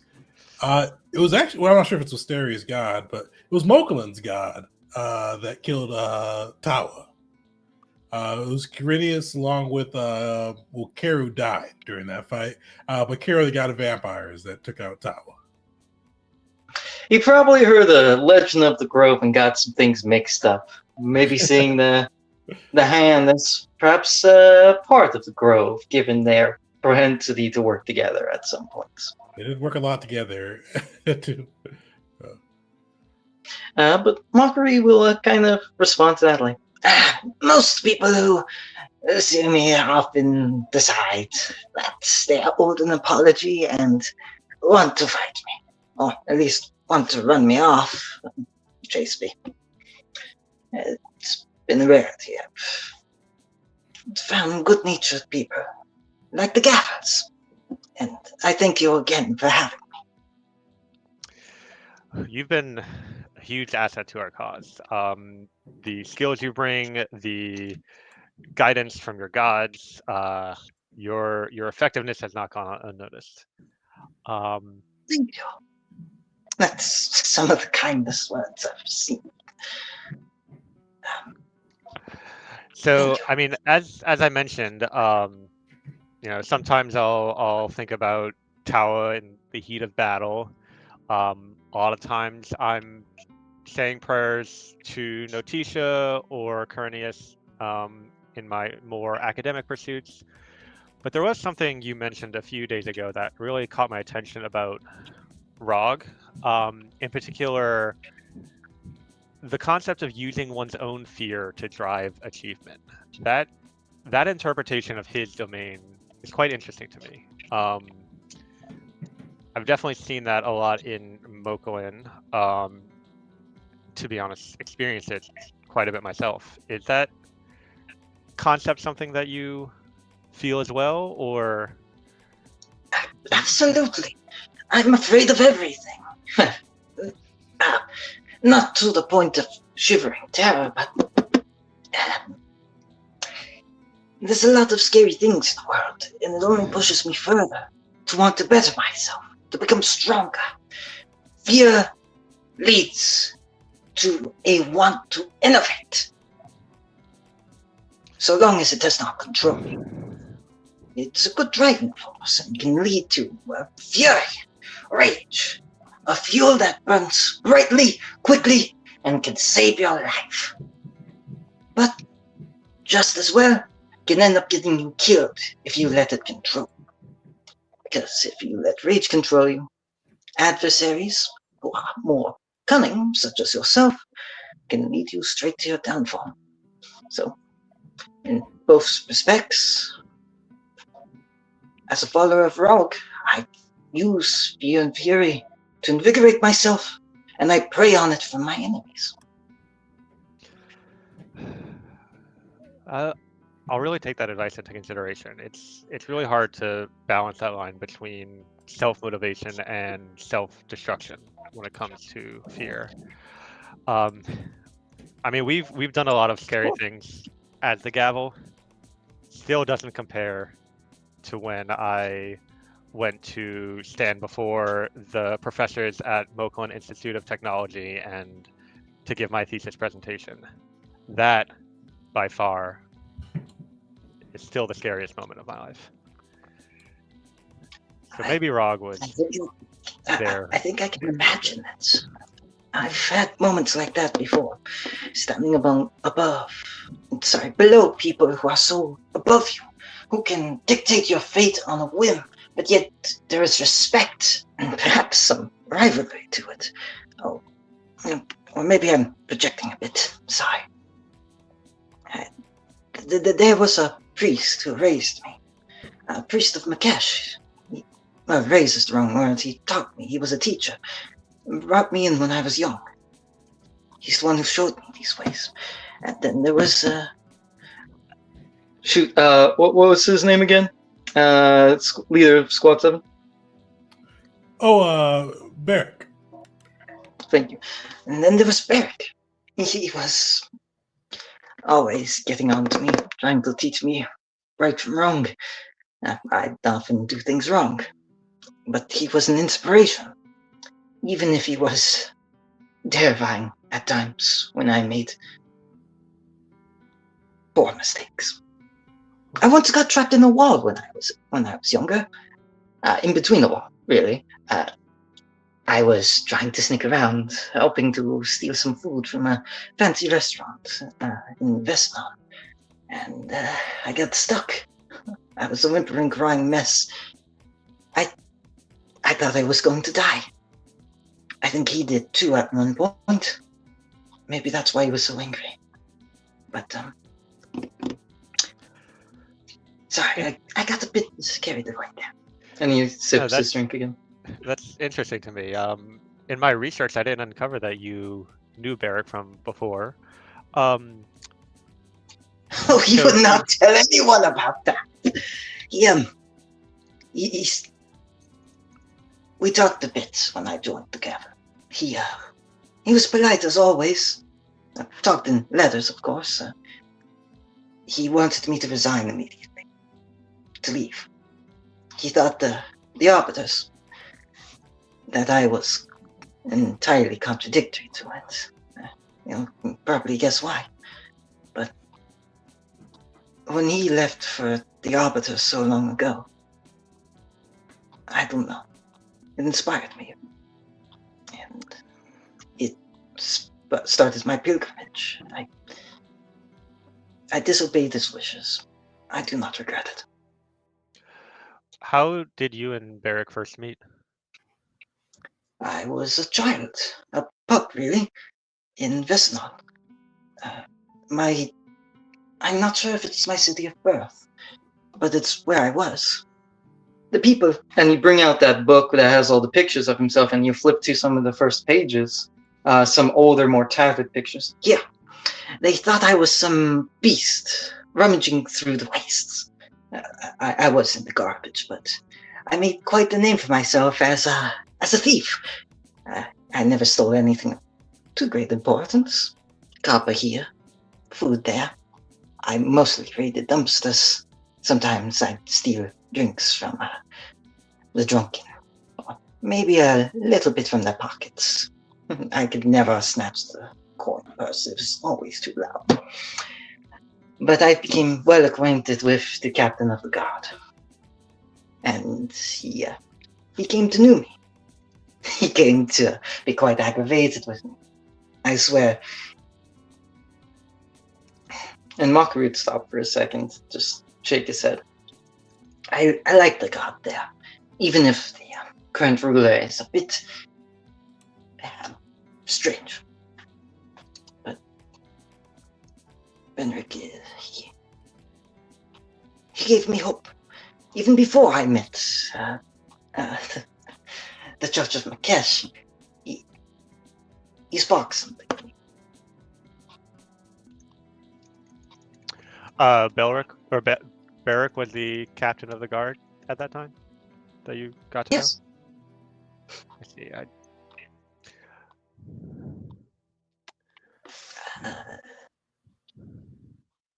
You see Mockery, he looks like he's about to like tell another story about something else. Some semi-related, but he hesitates. Instead sips his drink. Wisteria is kind of looking at him holding, because as usual, she's been writing everything. Like holding her pen over the notebook, like waiting, kind of like looking at you, like waiting for you to continue. Even lesser known than my connection to the leader of Squad 7.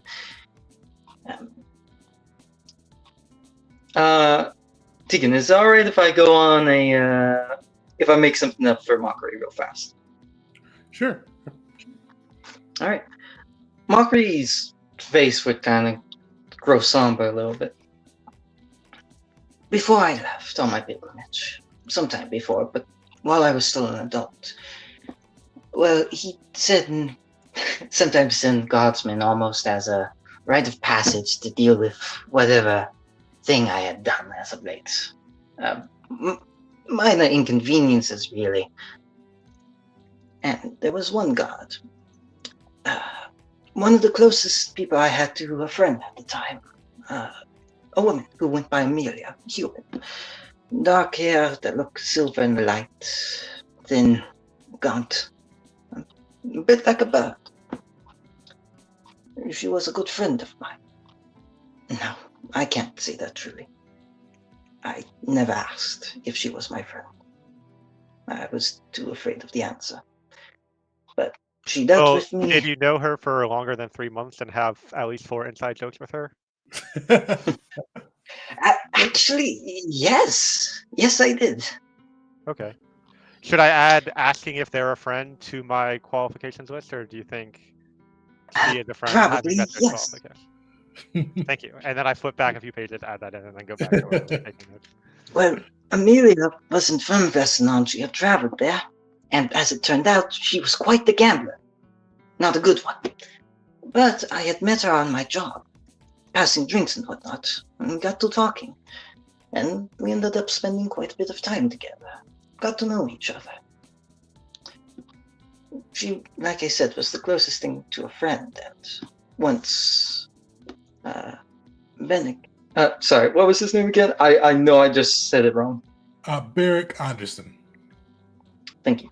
And once Anderson left for the Arbiters, he inspired me, like I said, and I wanted to go on a pilgrimage. And I wanted to take her with me. And it took so many times trying to convince her. And I think I almost got close. And then she got sick. No, it's better to say she was sick for a long time. It just took a turn for the worse. And it was a terrible kind of sickness, too. I don't know if it was contagious. No one else ever got it. But she lost her job with the gods because of it. And the magic needed to cure it was nothing we could afford. And she wasn't willing to sell her soul to Makesh for such a cure. We did try to gamble for it. We never got close. And well, time ticked on. She got worse. I still wanted to find a cure, take her with me. But she did not want me to stay. She didn't want me to watch her with her in the cave. I prayed to Fin Zero every day, every night. And he is a... Well, disease does not care if you are a great king, a most horrid warrior, or a loved one. And we said our goodbyes. We shared the night together. That was the last time I saw her. I began my pilgrimage. 2 years later, I received a letter. 2, actually. One from the guard, one from the church, that she was dead.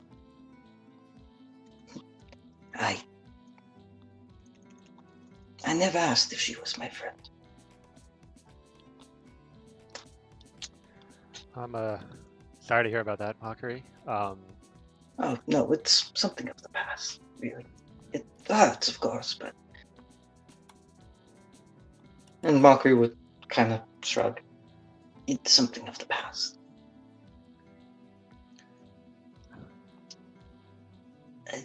If I may tell you the truth on something. Of course. The rumor, I don't know how it started, that I was contagious. I put on an act, a facade. I try and present apathy, like Vincero would want. But the truth of the matter is, that is something that hurts me more than anything else. I'm not contagious. I'm not diseased. And I think it was an attempt at solace, or an attempt at finality from Vincero, but one of the wounds he gave me, you saw it when I fought Moloch. The ichor, the bile I can spit, and the venom in my tail. It's a much lesser, quicker acting, quicker to leave, quicker to shoot through the system version of what Amelia had. I wonder sometimes if his agent started that rumor, or if it was merely what people thought of me. Mockery would shrug. Here, let me show you something. And she kind of scoots over a bit closer and holds open her journal and flips back almost near the beginning. And there's a page that's like dated a couple days before Mockery first joined the Gavel. And she points out like it's her notes on Mockery and the things that she researched. And there's one sentence where it says contagious ? And then it says no, and then evident, and then like some detailed medical information that's like seems to be just a rumor. Should be completely safe to be around. And what Sarah just says, I mean, people listen to rumors all the time. They're powerful and useful, but also dangerous. That's why I always try to look for the facts. I knew you weren't contagious and not any harm to us, and that's why I've trusted you for so long. Thank you. Thank you greatly. Mockery takes another, probably downs another drink. But we'll look to Rosaria. Is there any other stories you have? I mean, there's a lot that's happened to me. Here's one. She pulls out her repeating crossbow and sets it on the counter, and maybe that like kind of the bar tender is like, what are, but she ignores them. This specialized crossbow, it's called a Juba bow, named after my friend Juba. He's the kobold that invented it. It's not my own invention, but I helped him with some of the initial prototypes, and I was familiar enough with it to craft this one myself. I haven't seen him since I've left Mokulin. I know he has family in Kato, so I'm hoping if we find our way over there, I might meet them, or maybe he went and returned to them, because his thesis presentation was the same day as mine, and I never really found out how it went because my mom and brother invaded. But anyway, that's a story for another day. I think you and Juba would get along quite well. He always loves making people laugh, and was very creative and didn't really care what others thought about him or his weird inventions. But hope you get to meet him one day. Thank you. I do too. Perfect. Sweet. So you guys are able to kind of connect on that level there. But we're going to kind of transition a little bit into downtime. So you guys have a week of downtime as you guys are studying the crystal. I'm going to pick on Will and Jeet first. So what do you guys do to kind of spend your week of downtime? As I said, this could be something mechanical that's laid out in like the Pathfinder 2E, whether you want to craft or do some of the things that are laid out there. If you want to do something that's a little bit more out of the box, we can work through it. But kind of whatever your characters will get up to during this week is what we'll kind of figure out what it is and figure out how to resolve it too. So if anybody has anything in mind, you guys can go first and kind of see how we resolve that for your characters. You're mute, Will. Yeah. I have a question. Okay. The sort of recruitment downtime, that is a separate thing that is involved in the faction downtime, correct? So you can do it through the faction downtime, but if you wanted to recruit a new member using your downtime, you can definitely do so. Interesting. Okay. I just wanted to make, because I want to do that, but I also I was just thinking about, I don't remember if this happened during the break or not, but I have lore scribing, and I'm like, when am I ever going to get to use that? But I was just thinking, perhaps that could be used to sort of, although, I mean, maybe it's not necessary because we just saw Belric going and spreading information about the insects. But I was thinking perhaps I could use lore scribing to sort of copy a lot of informational little handout things, maybe, to let people know to avoid these bugs. And I'm wondering, is that a productive use of my time? Does everybody think? What do you think? Good idea? Or is it did Belric already kind of handle that maybe? Belric definitely spread some of the word, but you could definitely kind of enhance that even further. And kind of make sure that all the villages in the northern reaches know about this. So yeah, definitely up to you if you want to do that, kind of spread that word to the northern reaches, make sure everybody knows about these bugs and the mist and kind of the undead threat that follows. Or if you wanted to recruit, both are fair game. Mm-hmm. I feel like just being here and just having just recently rescued all these people, I think I'm going to do a double recruit. Yeah, let's try to make sure that it actually has a chance. So we're gonna do it twice, possibly. So yeah, I think that in this town there are probably a lot of people who really hate some new enemies that we recently made, and so I can perhaps share some information about not necessarily everything that we learned, but enough information about who is responsible for the people getting kidnapped. I imagine there's a lot of people whose family members got kidnapped recently, and so this is a sort of great place to sort of find if anyone is interested in joining us to sort of track them down, because we're going after the people who stole your uncle. Definitely. So with that too, is there any this is a level this is a smaller village. So there's definitely people that are martially trained, but they're weaker than you guys, but they're definitely there. Is there any type of person that you're looking for? Are you looking more for somebody that's more brawny, more dabbled in the arcane arts, stealthy? What type of follower are you looking for? And while you're thinking of that, I'll be right back. But yeah. All right. Let's talk together about this. It'd be nice to have a spy. Yeah. What do you guys think about the old man? He's pretty unassuming, right? I'm not unassuming, but it'd be hard for someone to think of him as the spy because he's so pompous. Or the sorry, just wanted to get one more thing. Well, or the one person that we saved from going through the portal. Maybe they might be open to doing some intelligence work for. Hey, I also agree. Spies fit with the gavel so far.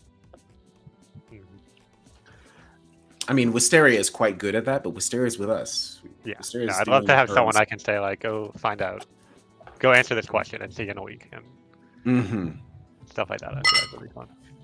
Yeah, but Mockery would feel like we got more than enough muscle. The spies would be very much appreciated. The other thing is, I don't know if there's any types of magic we don't have access to currently, but I don't know if we'd be able to find that in this town. Yeah, I was thinking the same thing. I'm like, it's a town of 50. Well, it's now a town of about 50 people. Even if they have a wizard in here or something like that, it's probably best if they stay. And I mean, this would only help with Daria, but she'd probably be interested in having somebody just to make errors for her pretty regularly. Oh, so Fletcher, yeah. Yeah. Sweet. So, from what I heard, it sounds like kind of more stealthy, somebody that's able to gather information. Yes. Sweet. So the way we're going to do this, this will be kind of the first party's recruitment role.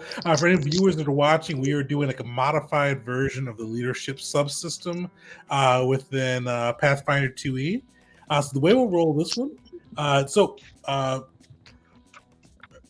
go through, we'll actually have you describe how Will's kind of looking to recruit on that side. That'll be what you roll. But the way that'll go through with this one is if you get a crit success, you'll get a party, like a member that's just 2 levels below the crew. They're not going to level up at the same cadence, but somebody that could potentially be some useful. Regular success, kind of similar to Belric, where they're 4 levels below. And then if you fail, you may get somebody. If regular fail, you may get somebody that just may not be like super useful. And then crit fail, they turn a blind eye to your pleas. All right, cool. Well, you know what I'm good at, man. I'm gonna do a diplomacy, and basically just saying like, wouldn't you like to get back at the people who stole your great grandpappy, took him away to be turned into some sort of infernal monster, some sort of undead beast? Wouldn't you like to get back at them? Wouldn't you like to take revenge? Well, we are going after the people who did this to your humble town, and we are not going to stop until something is done about it. Who's with us? That's the kind of path. That's the kind of approach that I'm taking to it. Give me a diplomacy check. Cool. It's not a secret, is it? No. Yeah, you can roll this one open. Cool. I am a gamer. I do this. Nice. And that is a crit success too, because 18 for level 3, so you 11 plus that. So yeah, you go through, you kind of work some of these crowds into a fervor with them trying to kind of find ways that they could take revenge, kind of come take the fight back to these arisen. But most of these people are farmers, fishermen, and things like that. So it's like, while you work them up, like get that, almost draw back to those preacher days and get that kind of frenzy going through. Most of them, or majority of them, just really aren't able to help. But one is, you see, I can see her through. She's like a young dragonborn. You'd probably guess about 21-ish, 22-ish. She's got like faded green scales, and just kind of a quick look about her. Like you see her eyes are moving quickly. Her brain almost seems like always processing, and she definitely kind of stuck on your words. And as you kind of like, some of the crowd disperses after one of your recruitment pitches, your sermon-like recruitment pitches, she does come up to you and goes, I wish to get back at them.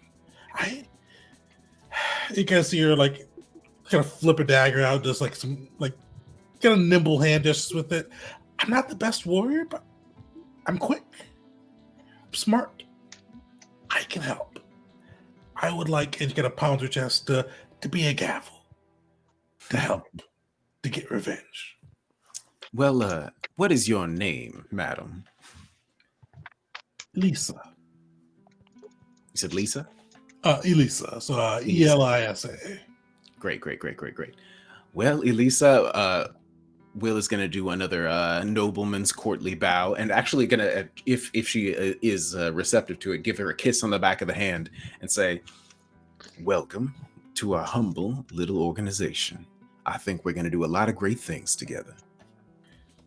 She's receptive to it, a bit awkward about it, but she's yeah. I mean, she lives in a tiny town like this. This is probably the first time anyone's ever done that. Yeah, exactly.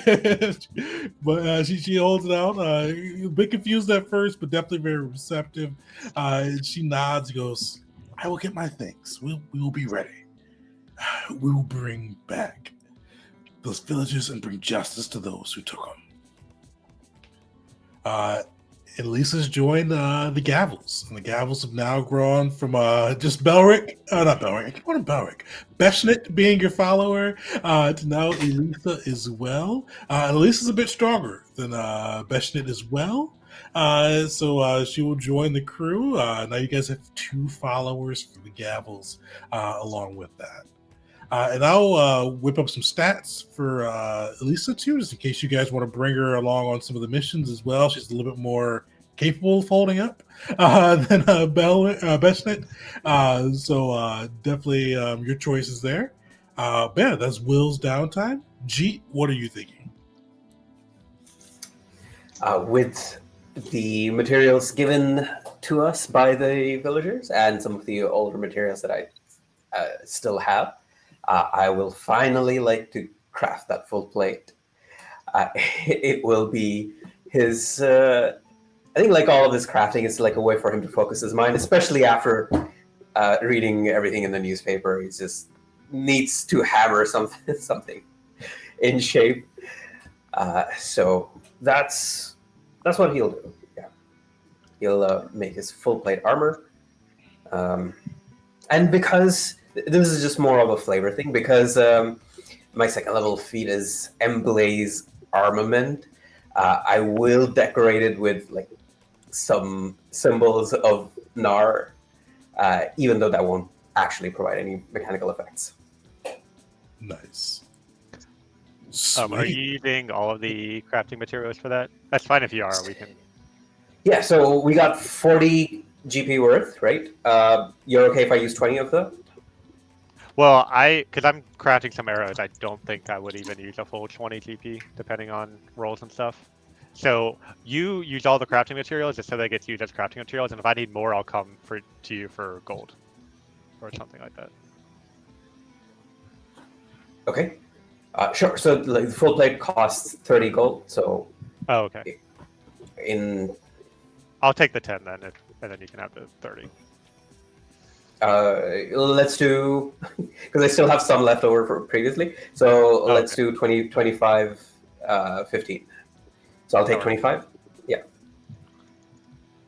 And then that combined with the leftover stuff, I have enough. Perfect. And I should mention this to you. I know I think we talked about it in our Discord. We haven't talked about it on stream yet. So we are doing a little bit of a extra bonus, we'll say, to crafting on this side too. So your days setting up will also count, depending on how you roll for your crafting, toward the kind of the earned income portion of it, where you can kind of reduce your cost by that piece. So definitely it can even be lower than that initial 30, depending on how long you spend on it, and as well as how that crafting goes for those first 2 days too. Sure. Yeah. So I did upgrade my crafting to expert. Nice. Which means with assurance, I think I'm able to cover a level 2 common item. Perfect. Yeah. Yeah. So I think you're right on that. So, like, what's that bonus overall for you with expertise? It is +7. So that because I don't have 16.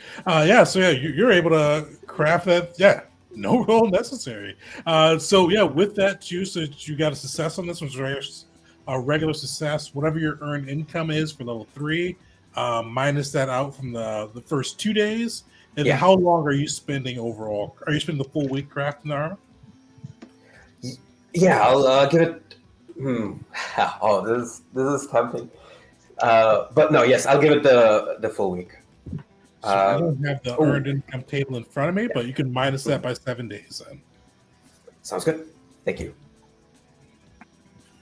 And actually, before we move on, what does your armor look like, especially as you use that week of like almost like catharsis to kind of like recenter your mind, kind of recenter your connection to Nar? What does that armor come out like? Yeah, so because of everything else that's messing with him about his reputation and things like that, he's like, okay, there are things that I can control. This is what all the monastic training was about. So let's just focus on that. And so let's get back to our connection to Nar, like smithing with, using your fire and your muscles. That's as pure of a connection as you can get to the god of fire and might. So he focuses on that, and then he crafts this armor where it has a few extra flourishes that are flame shaped around, and there's like little ornamentations that's just the color of reddish yellow flame. And there's actually new artwork that it's going to have to represent some of this stuff. So that by the time that he's done, it does like very explicitly represent Nar unambiguously. Nice. Yeah, you guys see kind of Vegeta emerge from the forge after the week of crafting, meditationally almost crafting with his new gear, representing Nar, and kind of just set himself apart a bit. All right. Wisteria, Mockery, what are you guys doing with your week of downtime? I'm going to craft some arrows for my repeating crossbow. All right. And I don't have assurance, so I'll be rolling, but hopefully I'll be able to get a crit on one of them because I'm going to make a couple magazines. Okay, so that's a level 0 item. So yeah, level 0, I think, is 14 for the DC, if I remember right. Gotcha. I should just bring that DC table up. Hey, well, there's a crit. Nice. A legit crit, yeah. Okay, so you were saying that the earned income cost applies every day, including the setup day? Exactly. So yeah, so that would bring you up because the crafting bumps you up by 1 in the earned income table. So you'd get that for each day you spend crafting. Okay.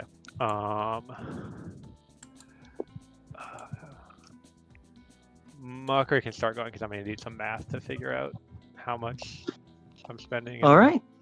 Can Mockery train our new recruit? Definitely. Improving your skills.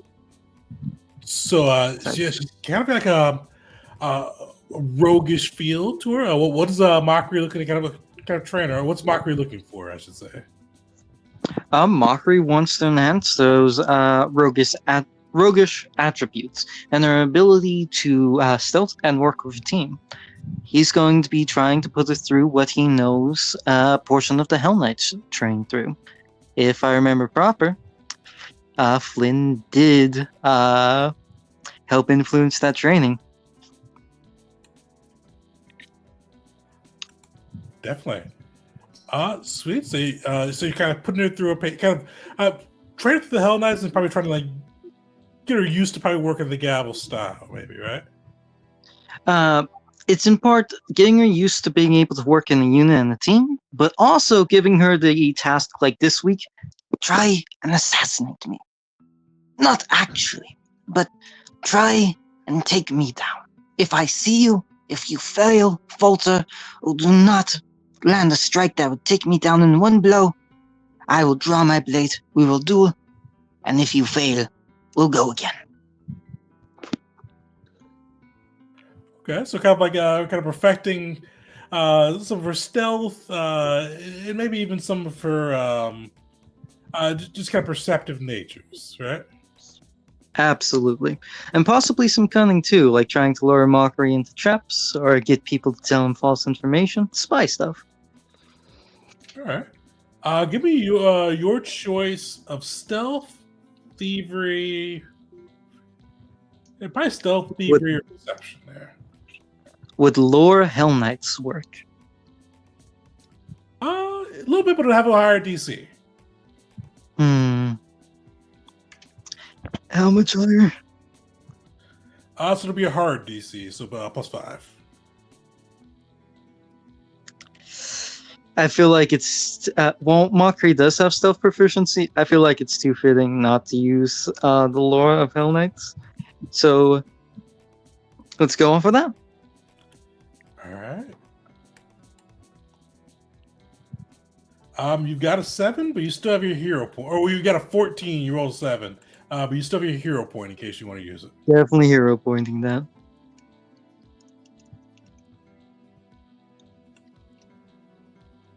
You got a 7 again. Oh my goodness. Yeah, you see Elisa's style and yours, like she's definitely eager to kind of get back and like take down the Arisen, rescue the villagers. But she kind of prefers more the shadows and kind of lurking from back there, and just the styles conflict a little bit. And while I mean, it's not a crit fail, so you don't like nothing goes backwards. It's one of those ones you guys just kind of agree at the end of the week that your styles are just different. She's still very happy to be a part of the Gavels. It's just one of those ones. It's like it's trying to train somebody that like it's trying like a left-hander trying to train a right-hander how to bat. It's different styles. It kind of causes some conflict. He'll know that and kind of take into account like maybe espionage would be more style, talking and whatnot, rather than the more assassin type. And would it be possible, like, Mockery makes a good impression during that week, or would it be neutral? Yeah, I mean, she's very happy to join the Gavels. So even with the styles conflicting, she's still kind of riled up, still fervent from Will's kind of recruitment pitch. So yeah, she's definitely happy with the Gavels so far. I'll take it. Perfect. Wisteria, how'd the math come? So with the crit, I saved 7 silver pieces of the 9 silver pieces that it costs. So Nice. it comes out pretty cheap. So I'm gonna. So that was one day. I'm probably gonna end up, depending on rolls, just do a craft a magazine each day of the downtime. So we'll see. Perfect. And you can just roll one check for that, and we'll get that portion going. And then while you're rolling on that side, the last big the last big thing that we will do today is you get a faction downtime to kind of research that crystal.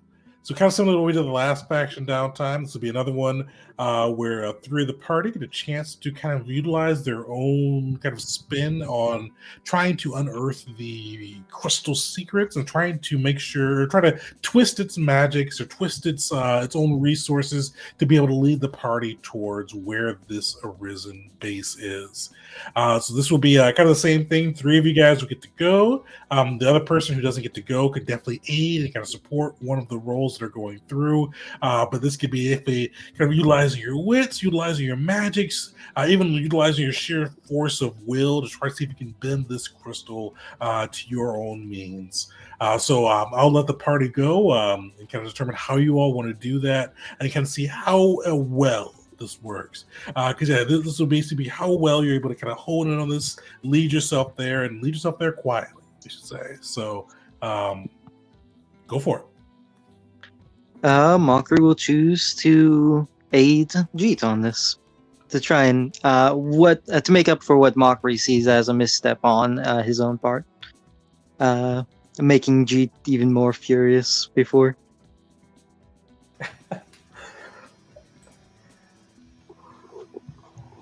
Whoa. Oh yeah, shit! Crit streak from stereo over there. These arrows really want to be crafted, I guess. Couldn't get this in combat, but all right. There we go. All right, G. So I'll pick on you first, since Mockery is aiding, and kind of give us a little bit on what you're thinking there. And Mockery, after you kind of hear what G's thinking, kind of give us how you're going to be aiding him in this endeavor. Got it. Okay, so I am thinking, looking at my few skills that I have trained, is I want to lean to the crafting aspect, to like study this from a device perspective, to look at it and examine the threads of magic. I have magic and I can create, I can do magic, so I'm sort of trying to reverse engineer it and trying and figure it out. Okay, so if this thread of magic goes like this, and it has this general aura to it, and if magic is, I know it sounds more and more like I'm going into Arcana right now, but definitely looking at the specifics of the device, like the number of bumps and the crystalline structure on it, and then gauge it from that aspect. For sure. Mockery, how do you assist with that?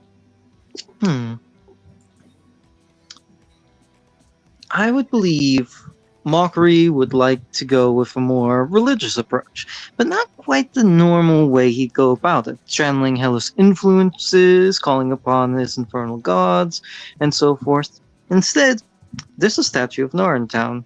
This village worships Nar, so he'll bring in things of Nar to Will to aid him. Be it customary foods, offerings, writing, script. Mockery isn't really one for praying to Nar himself, but will offer what he can, and will even bring in things such as refreshments. He's bringing drinks and beer. Nice. Sweet. Well, with Mockery assisting Jeet over there, kind of utilizing the Nar as well as just kind of helping keep Jeet refreshed as this goes through. Yeah, you will succeed. Not a crit success, but a success. So you will get a bonus with the aid roll to your roll, Jeet, which should be a +1 for this one, to your crafting roll as you kind of utilize some of the influence of Nar and Mockery's just overall attentive nature through this to help you through. Okay. And roll. No. Oh. Did it? Sorry, it assured it. 1 second. I think it assured it. Oh, it did. Yeah. Oops. Oh, did it? Oh, it did. Oh. Okay. Let's see. A +1. Ooh, can I hero point that? Get up a hero point it. Yeah.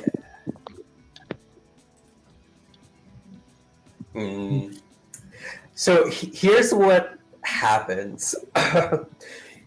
He's working on it and he's studying it, and as Mockery helps him out by bringing in all of these tokens of Nar and the traditional food and all of it, Jeet accepts it and he thanks Mockery for it, and he doesn't say anything, but guilt is blossoming inside of him for all of the things that he had said to Mockery previously in the week, and he keeps getting like distracted more and more. Like the more Mockery is helping him, the more Jeet's internally thinking, "My God, he's such a good teammate, and yet I said all those things to him," and so his mind is not fully focused. At the end of the week, he's like, "I don't get this crystalline structure." There. Fair. So, Will, Wisteria, what are you guys thinking?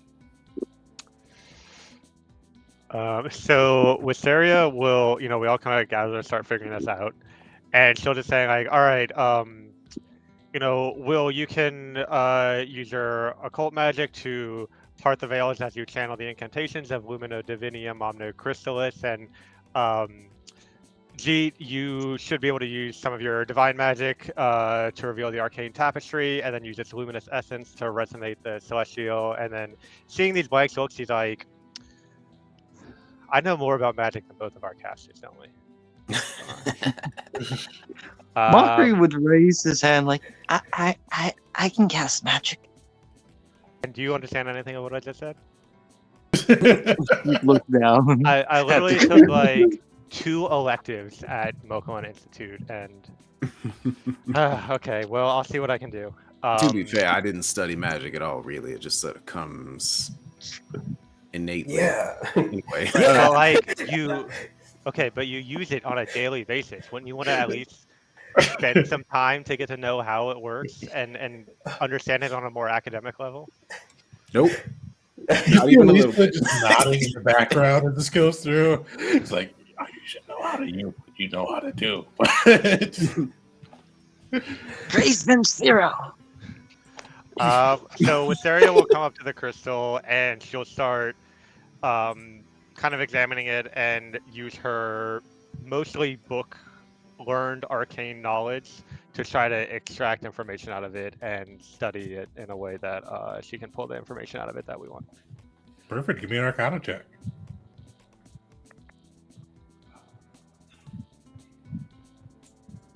Ought to pursue a lead to. There we go. Nice. Nice.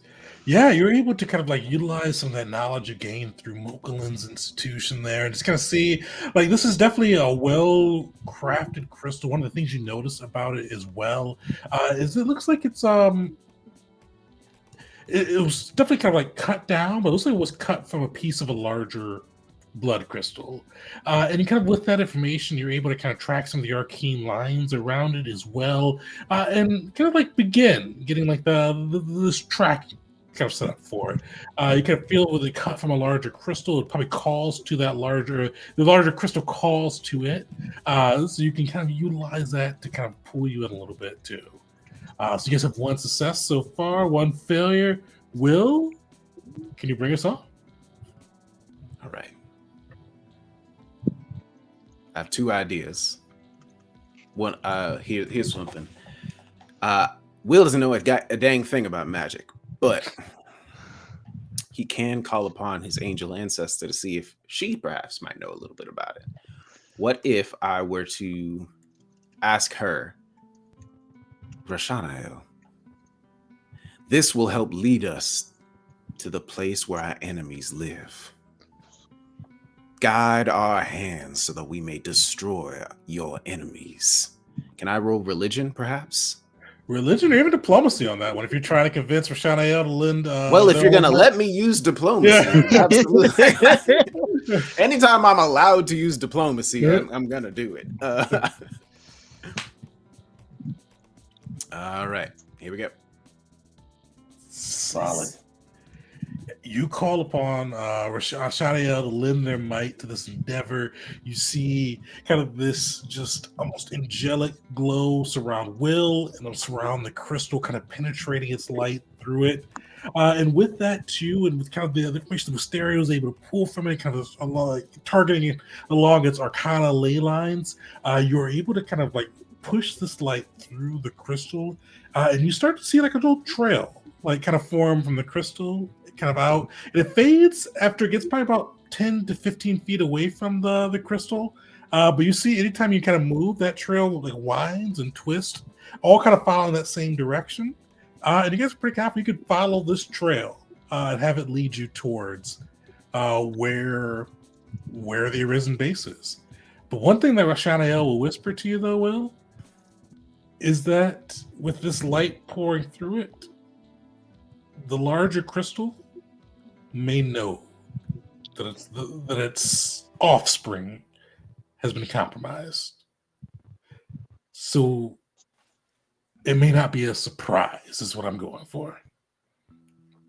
Seems like we're going to have to work quickly, y'all, because it seems that our friends are going to be aware that we're coming. Or what we do is once we follow this and find out where their base is, we hand this to maybe our new friend Delisa, and she just takes the crystal somewhere else entirely, and then they don't know that we're about to jump in. That could work. But we'll figure that out when we find their headquarters. Perfect. And that will be our next session with you guys going through.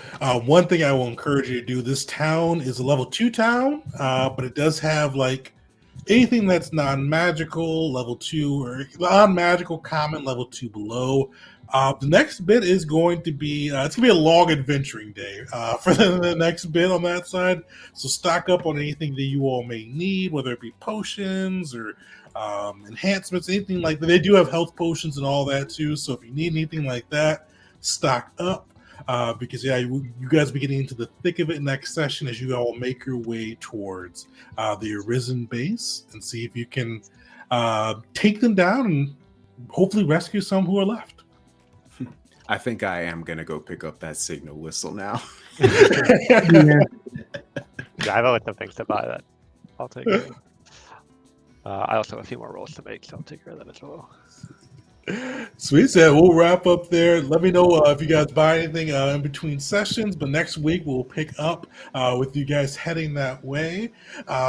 And I've already constructed the first fight. I think it should be a fun one. We'll get some more of the stuff down there too, as you guys get to face off against the Arisen and their undead hordes. So definitely come through next week. See how it comes out for what's that? Pandemonium Session 7. So thanks everybody for tuning in, and we'll see you all next time. Bye, y'all.